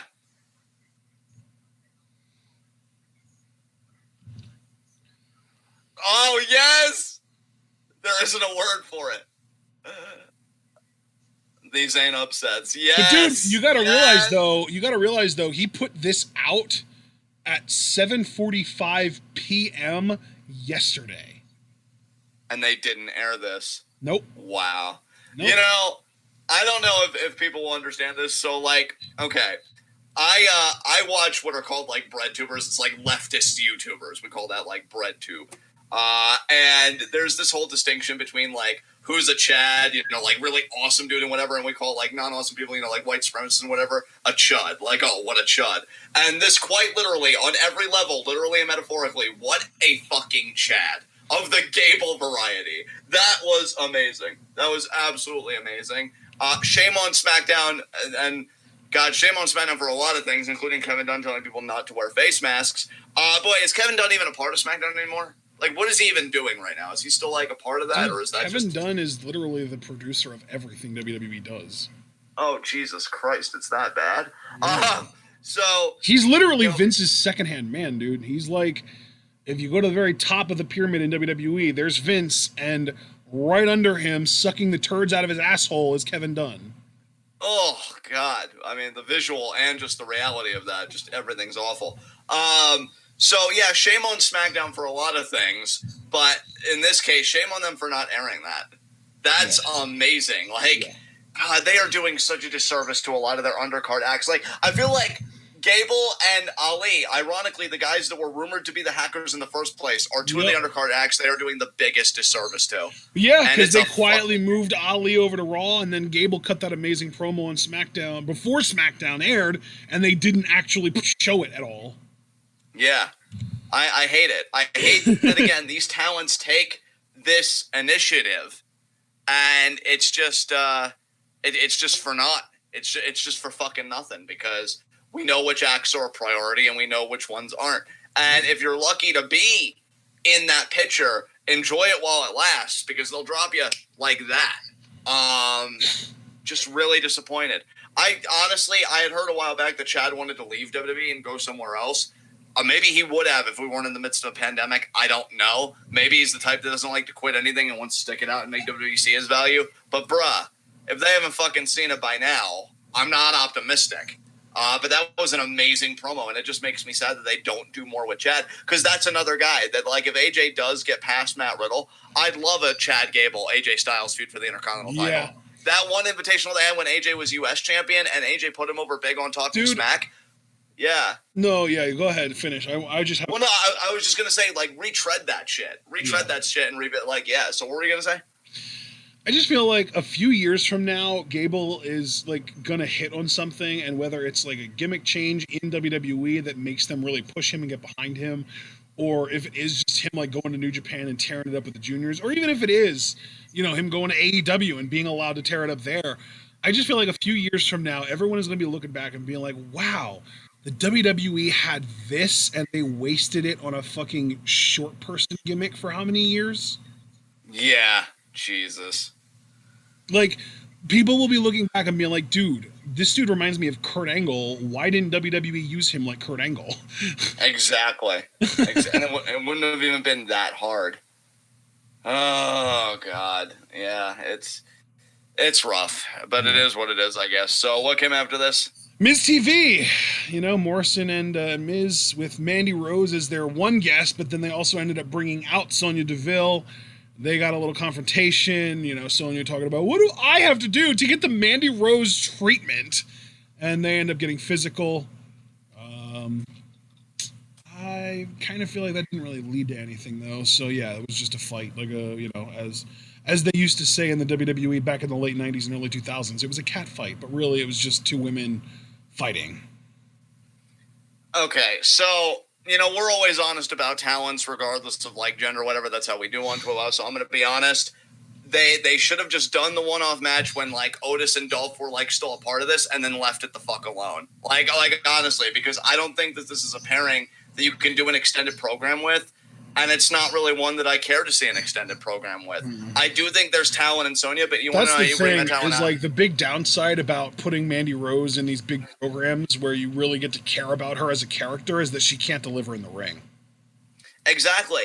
And you want to talk about overexposed. I feel like when you give Mandy this mic time and stuff and you position her this way, it is going to expose Mandy right when I feel like she had gotten some goodwill with some of the fans and had attained some likability. And I think it's rough. And with Sonya Deville, who I still think could be an asset to any women's division, I don't think her promos are the worst, but I think she could, you know, work to tone it down just a bit. I feel like you bring it out of her when you put her with more competent people. Like, Naomi isn't doing anything right now. Why don't we do a mini program between Sonya and Naomi? It'd give them both something to do, and the matches probably wouldn't even be that bad. But I feel like the more this program continues, it would have been a nice launching pad for Sonya. But one thing I've learned in WWE, a launching pad can very quickly become an anchor in the blink of an eye. And I feel like that's what we're seeing here with this. Like, it's already gone on too long. And, yeah, Sonya just needs to beat Mandy definitively and move on to the next thing, which I would like. I think we also kind of desperately need a shakeup among the women's divisions, because Raw has some really talented women that they just straight up aren't using, like Ruby Riott, like Bianca Belair, like Shayna Baszler, like Liv Morgan, that they either aren't using or are only using as jobbers. And SmackDown is severely lacking in the genuinely talented women department. Like, when the third most talented woman on your roster is still annoying as shit, and then you can interpret that as either Nikki Cross or Lacey Evans, because they aren't, like, Naomi might just be at home helping whichever Uso it was recover from his injury, and that might be why they're not using her.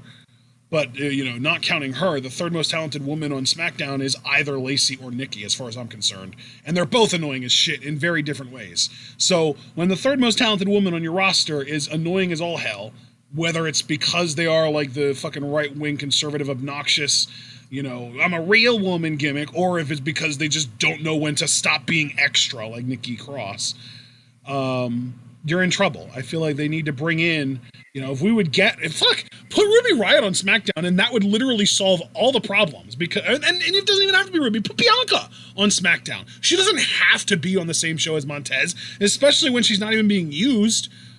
And shit, if you want to, you know, spice up the divisions, put the Street Profits on SmackDown. I don't give a shit. Like, at the end of the day, I think that we need more talented women on SmackDown so that, A, they don't have to keep using Sasha and Bayley on every single freaking show. They could maybe take a few SmackDowns off if they wanted to. And B, so that Bayley doesn't have to keep retreading the same feuds over and over again. Like, even just talking about this week's SmackDown, which we will talk about later, but we might as well just talk about it now since I'm already bringing it up. We had a fatal four-way to determine Bayley's next contender, and it was contested among 4 women that have already lost to Bayley. Yeah. It was Alexa, Nikki, Dana, and Lacey. And, like, Bayley's already beaten all your asses. Why the fuck do you even get an opportunity at this point? Exactly.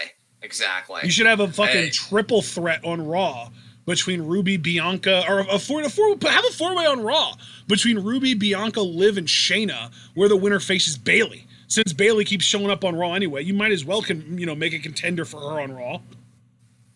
Yeah, like, it's funny that we'll take a liberty with that kind of rule when it comes to Sasha challenging Asuka, which I'm all for, by the way. Right, yeah. But I'm not even saying that I don't like that idea, but yeah, I agree. Consistency would be... Yeah. Like, running out of contenders on one show, I don't have any problem with you dipping into the other show. I would prefer it if you did something official. Like you said, oh, we're trading, say, for example, Lacey Evans and Carmella to Raw so that then Carmella can reunite with R-Truth in exchange for Ruby Riott and Liv Morgan. Boom! You've just solved so many fucking problems because now Liv can work with the undercard girls like Sonya and Mandy and Nikki and Bliss, while Ruby works with Sasha and Bayley and, anyone else that might happen to be considered main event. Ember when she comes back, Naomi when she comes back, etc., etc. Like, you solve so many problems by just making that one simple little swap. Like I mentioned earlier with trading the Viking Raiders for the New Day, I feel like the WWE is almost handicapping or handcuffing is the word that I really want to use, themselves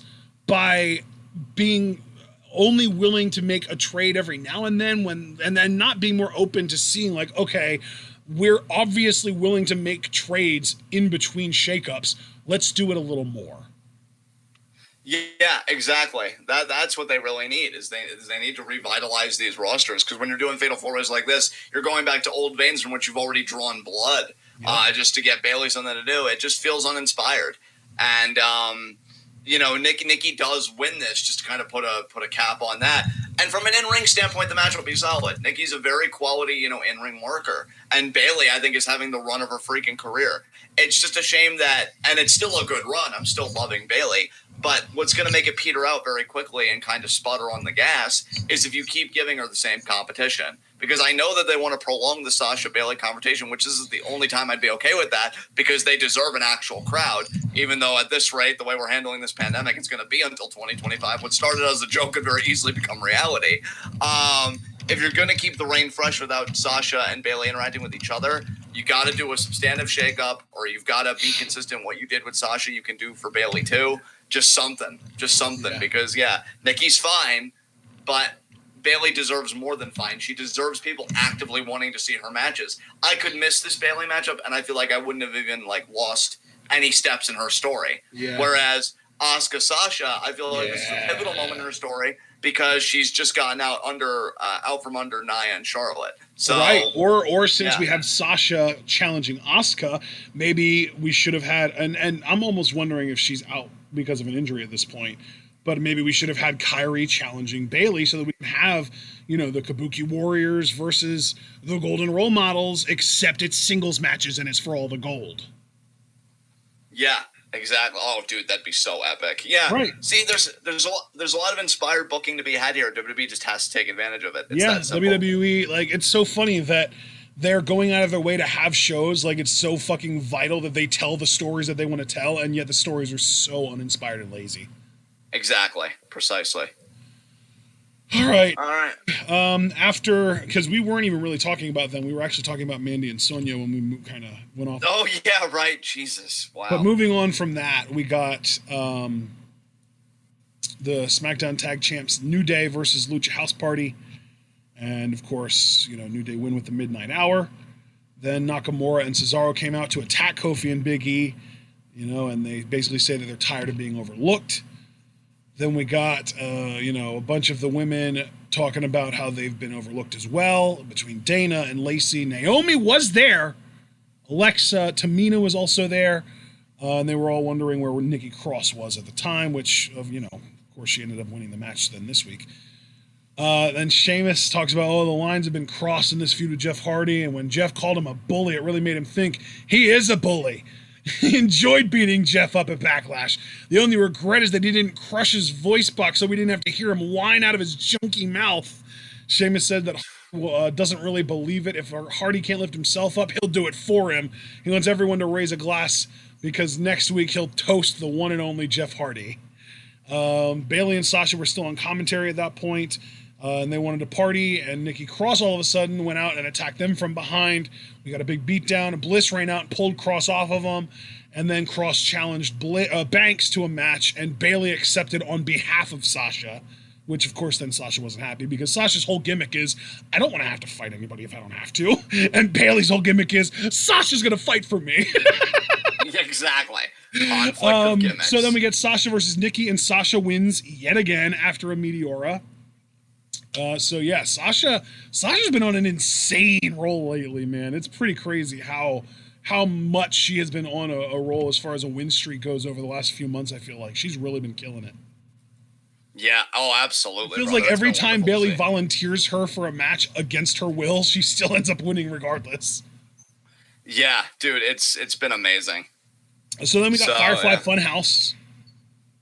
Yes. And it was our first Firefly Funhouse in a while. And this was the one where he actually brought back the swamp dwelling cult leader version of Bray Wyatt. So yes, yeah, because he talked about how he could resurrect the dead, and they're doing that whole thing.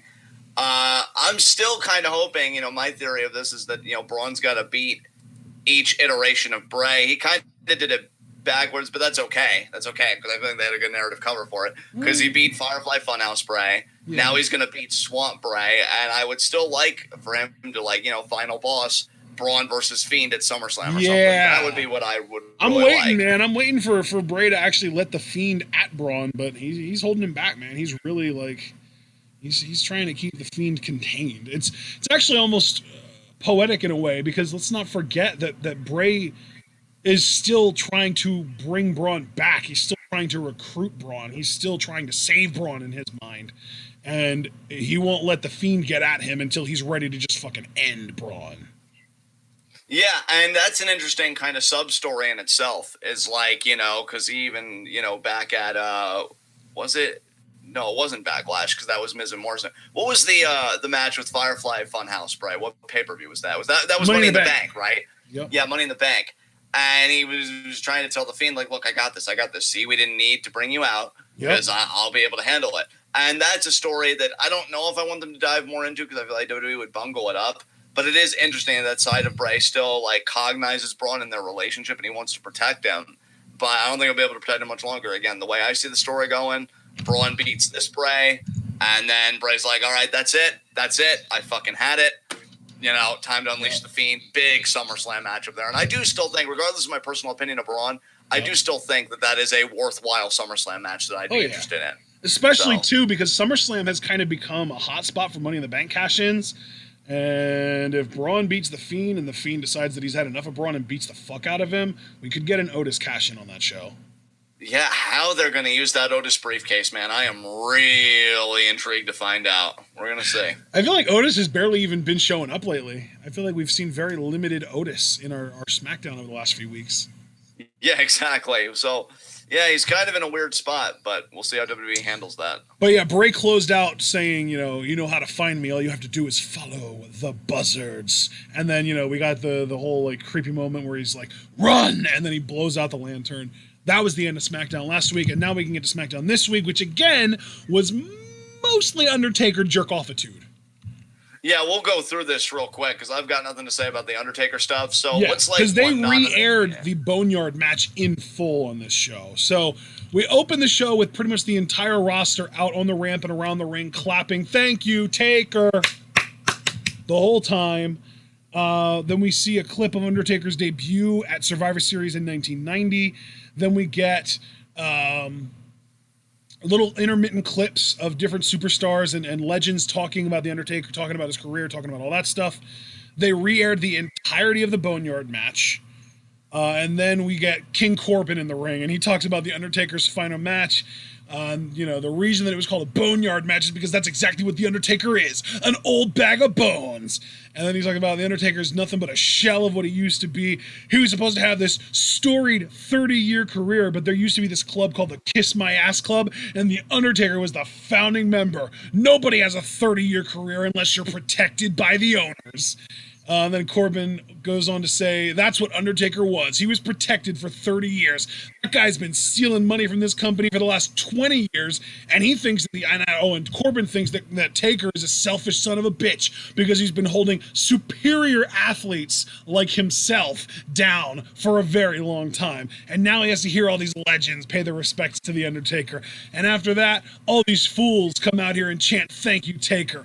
I don't want to thank Undertaker. Mark Calloway, you suck. I had such a hard time keeping it together throughout all that.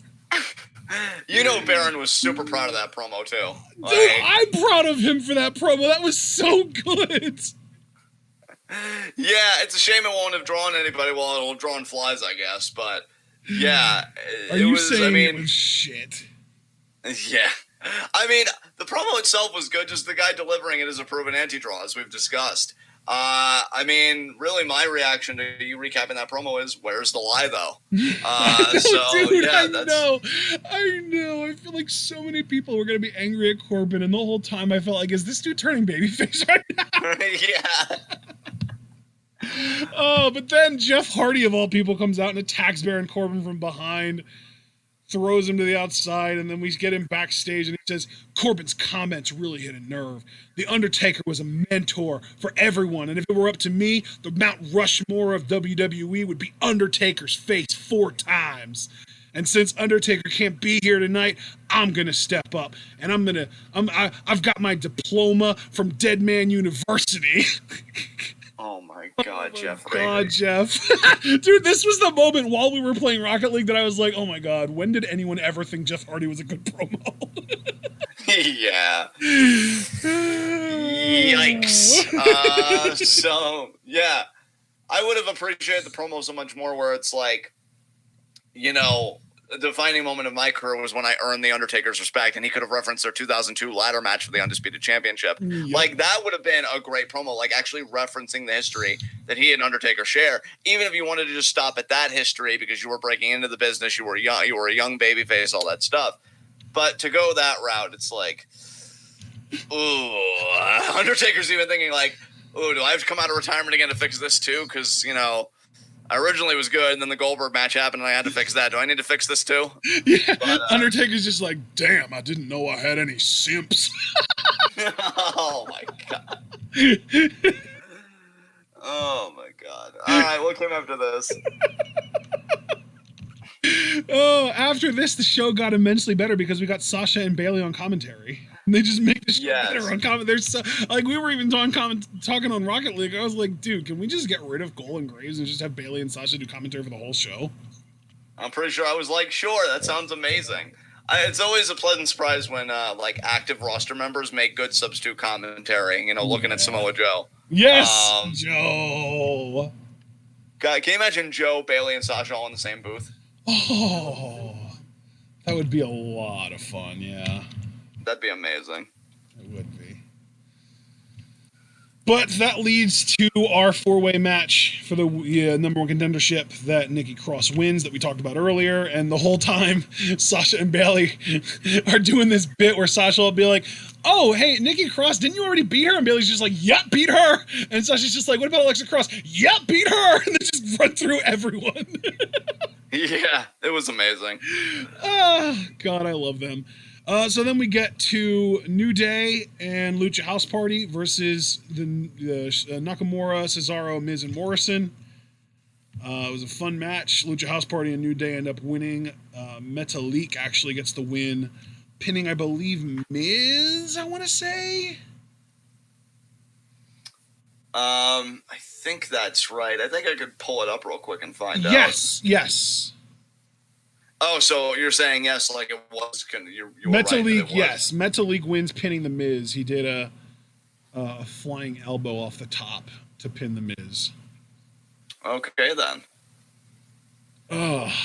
So then we got Corbin again backstage, asked about Jeff Hardy, and says, Jeff's been in and out of jail and rehab. And now he wants to teach me a lesson.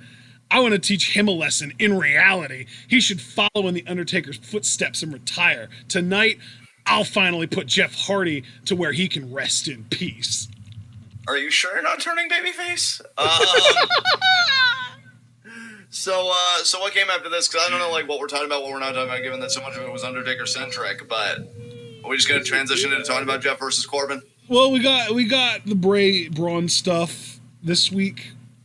Braun pretty much did most of the work, and I think this was mostly just a Braun promo. I don't think I even paid attention to this. I think this was... Oh, you know what? This was when Braun sounded like he was trying way too hard to make his voice more gravelly than it already is. Because, like, normally Braun sounds like this. But in this, he was, like, really, really trying to sound scary. You know, like, he had sounded like... I legitimately thought, like, this dude sounds like he's even hoarser than usual. I hope he doesn't, like... I hope he's not working through COVID, unironically. Yeah, oh, God. Oh, jeez. Yeah, because, like, his eyes were all bloodshot and shit, too. So, like, I really wonder if he was on something or if he had something or what. Like, he was not... He did not look like his usual self on SmackDown this week. Let's say that. Yeah. But apparently he invited Bray to meet him in the swamp. So we knew that we were going to get a cinematic match between these two. It should be good. I'm excited for it. I hope it's not cringe. So we'll have to see. Yeah. Then we get Hardy Corbin. And Jeff does win with the senton, or the swanton, I should say. And then we get a 5-on-1 beatdown because Corbin attacks Jeff after the match. And then Big E and Kofi get in the ring. Kofi actually gets taken out by Corbin, but Big E gets Corbin up in a big ending and slams him down. And then Jeff gets Strowman to come into the ring, and he does the running power slam. And then they bring Riddle into the ring, and he does the Cancun Tornado. So that was it was like the house show finish to SmackDown tonight. And that's the perfect high note, I feel like, for us to close out of this commentary on, because it was just like this fun moment with this like big like 5-on-1 beatdown on this top heel on SmackDown who spent the whole show shit talking the Undertaker. Yeah. Cutting babyface promos, and he gets beat down by people that apparently decided to turn heel for one night only. One night only, baby. So yeah, let's just get right into high spots and low shots. Yay! Low shot, I'm going to keep it simple. Oh, go ahead. No, what were we going to say? I was jumping the gun. I was getting ready to say high spot because I think we're going to share a high spot for this week. Oh, okay, yeah. Low shot, Bobby Lashley. You know what? I dig that. That makes sense, yeah. Yeah, because, I mean, he lost a rematch for the WWE title where everything seemed to be set up perfectly for him to win, and his manager ate the pin, so doubly a reason, to be miffed. Yeah, yeah, that's definitely myth-worthy for sure. Who's your low shot? Oh, God. Jeff Hardy, honestly. Like, unironically, Jeff Hardy. I technically beat Corbin, but he's just been on the ass end of everybody's beatdowns, I feel like, these last couple weeks. Yeah. I mean, and when you beat Corbin, have you really beaten anybody? And not only that, but I feel like our low shots have historically also been like, it's like a combination of both had a bad week kayfabe-wise and just had a bad week as a performer, and Jeff's promos these 2 weeks have been brutal. Yeah, they have. High spot, golden role models. Yes, that is a unanimous high spot. I'm not even going to try to come up with something better because there isn't something better. They have been the high spot of the month, of the year. Like them and Asuka have been the high spots of 2020 in WWE.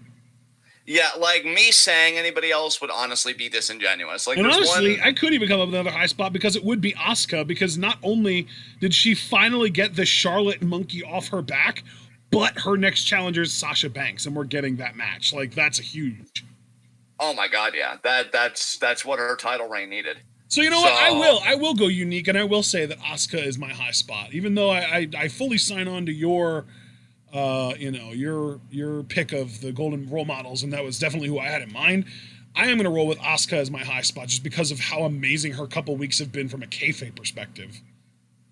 Yeah, absolutely. Because she beat Nia and then Charlotte in back-to-back weeks. And even if you want to question the validity of the Nia win, she's still, like, moving on from Nia to Sasha Banks, who, A, isn't going to injure her the way Nia would potentially, and B is going to be putting on a match of the year candidate with her. Even if she loses the title to her, that just means more matches between them, and who wouldn't want that? Exactly. Yeah. So that's high spots and low shots. You have anything else you want to say before we close out this catch-up commentary? I don't think so, man. I think that we covered everything that I wanted to cover. I think that fans are probably pretty happy with the amount of coverage that we did here. And can I just say, I love the new day and time slot for these now. Doing them on Saturday and doing them earlier than we normally would means that we aren't up until after midnight talking about stuff that makes us angry. So it makes me really happy that we've changed the timestamp and or the time slot. And that also then means, you know, the reason that we moved into the first place was that we can now watch the New Japan Weekly show, Lions Break Collision, on Friday nights. I'm excited about both of those things. I'm excited for that too, brother. It should be great. And yeah, this went by nice and easy, I feel like. So, and really, dude, our catch-up commentaries may be easier going forward because I hear WWE is scrambling with all the positive tests. So, like, we're probably going to get retreads of programming of, like, showing old matches again. That's my prediction, at least. That's not official. That's just a prediction. Well, so, and did you hear, too, that they had all those positive tests yesterday, and they were just like, oh, we reject this reality. And they were going to run a bunch more tests today to try and see how many false positives they had. Yeah, oh, God. They were like, you know what? That's too many positives. We need to try again because I can't accept this reality. Yeah, it's like devastating them, and well, really, you have no one to blame but yourself, I guess. I don't know. They really shouldn't have even been running shows to begin with, and I just feel bad for the performers that got caught up in all this shit. If only literally everyone could have possibly known that they were in the wrong for continuing to run shows in the first place and would have called them out on it, and they would have actually, you know, I don't know, listened. Yeah, wouldn't that have been something? It would have been amazing. If that would have happened, I would have known that we were in the right timeline, but now I'm still convinced that we're in the worst one. Yeah, well, I'm getting a bit peckish, so I'm going to wrap this up so that I can eat and we can all do whatever. You guys have a great rest of your night. Take care of yourselves. Be good to each other. Love each other and love yourselves. This has been WWE Catch-Up Commentary. This has been TWitWoW, the best wrestling podcast made for wrestling fans, by wrestling fans, on the web today. We have a 1-to-1 ratio. We got 5 people watching and 5 likes. So I don't know if you're one of the 5 that somehow didn't like. I like covering my bases. Like as you file out. Don't think I don't see you. Subscribe and click the bell icon for notifications so you can keep up with all that sweet TWitWoW content. Will we be seeing them again Monday for more New Japan Cup? I don't know when. New Japan Cup doesn't start till Wednesday. We have the next 3 days off, brother. Holy hell. All right then, guys. We'll see you Wednesday at, I'm guessing it'll be 4 because NXT's at 8. I think you're correct, yes. Let me look on the schedule just to make double sure. Let's see. Wednesday. Yes, 4 and 8 are our 2 recordings on Wednesday, and nothing until then. Awesome. So, yeah, we'll see you Wednesday at 4 for the New Japan Cup. Is it the quarterfinals that we're doing? No, it's the second day of the second round. Okay, second day of the second round. Then it's the quarterfinals on Thursday, and then the semifinals on Friday. All right, wow. So this week, though, the tournament really picks up. So that is something worth noting. Yep.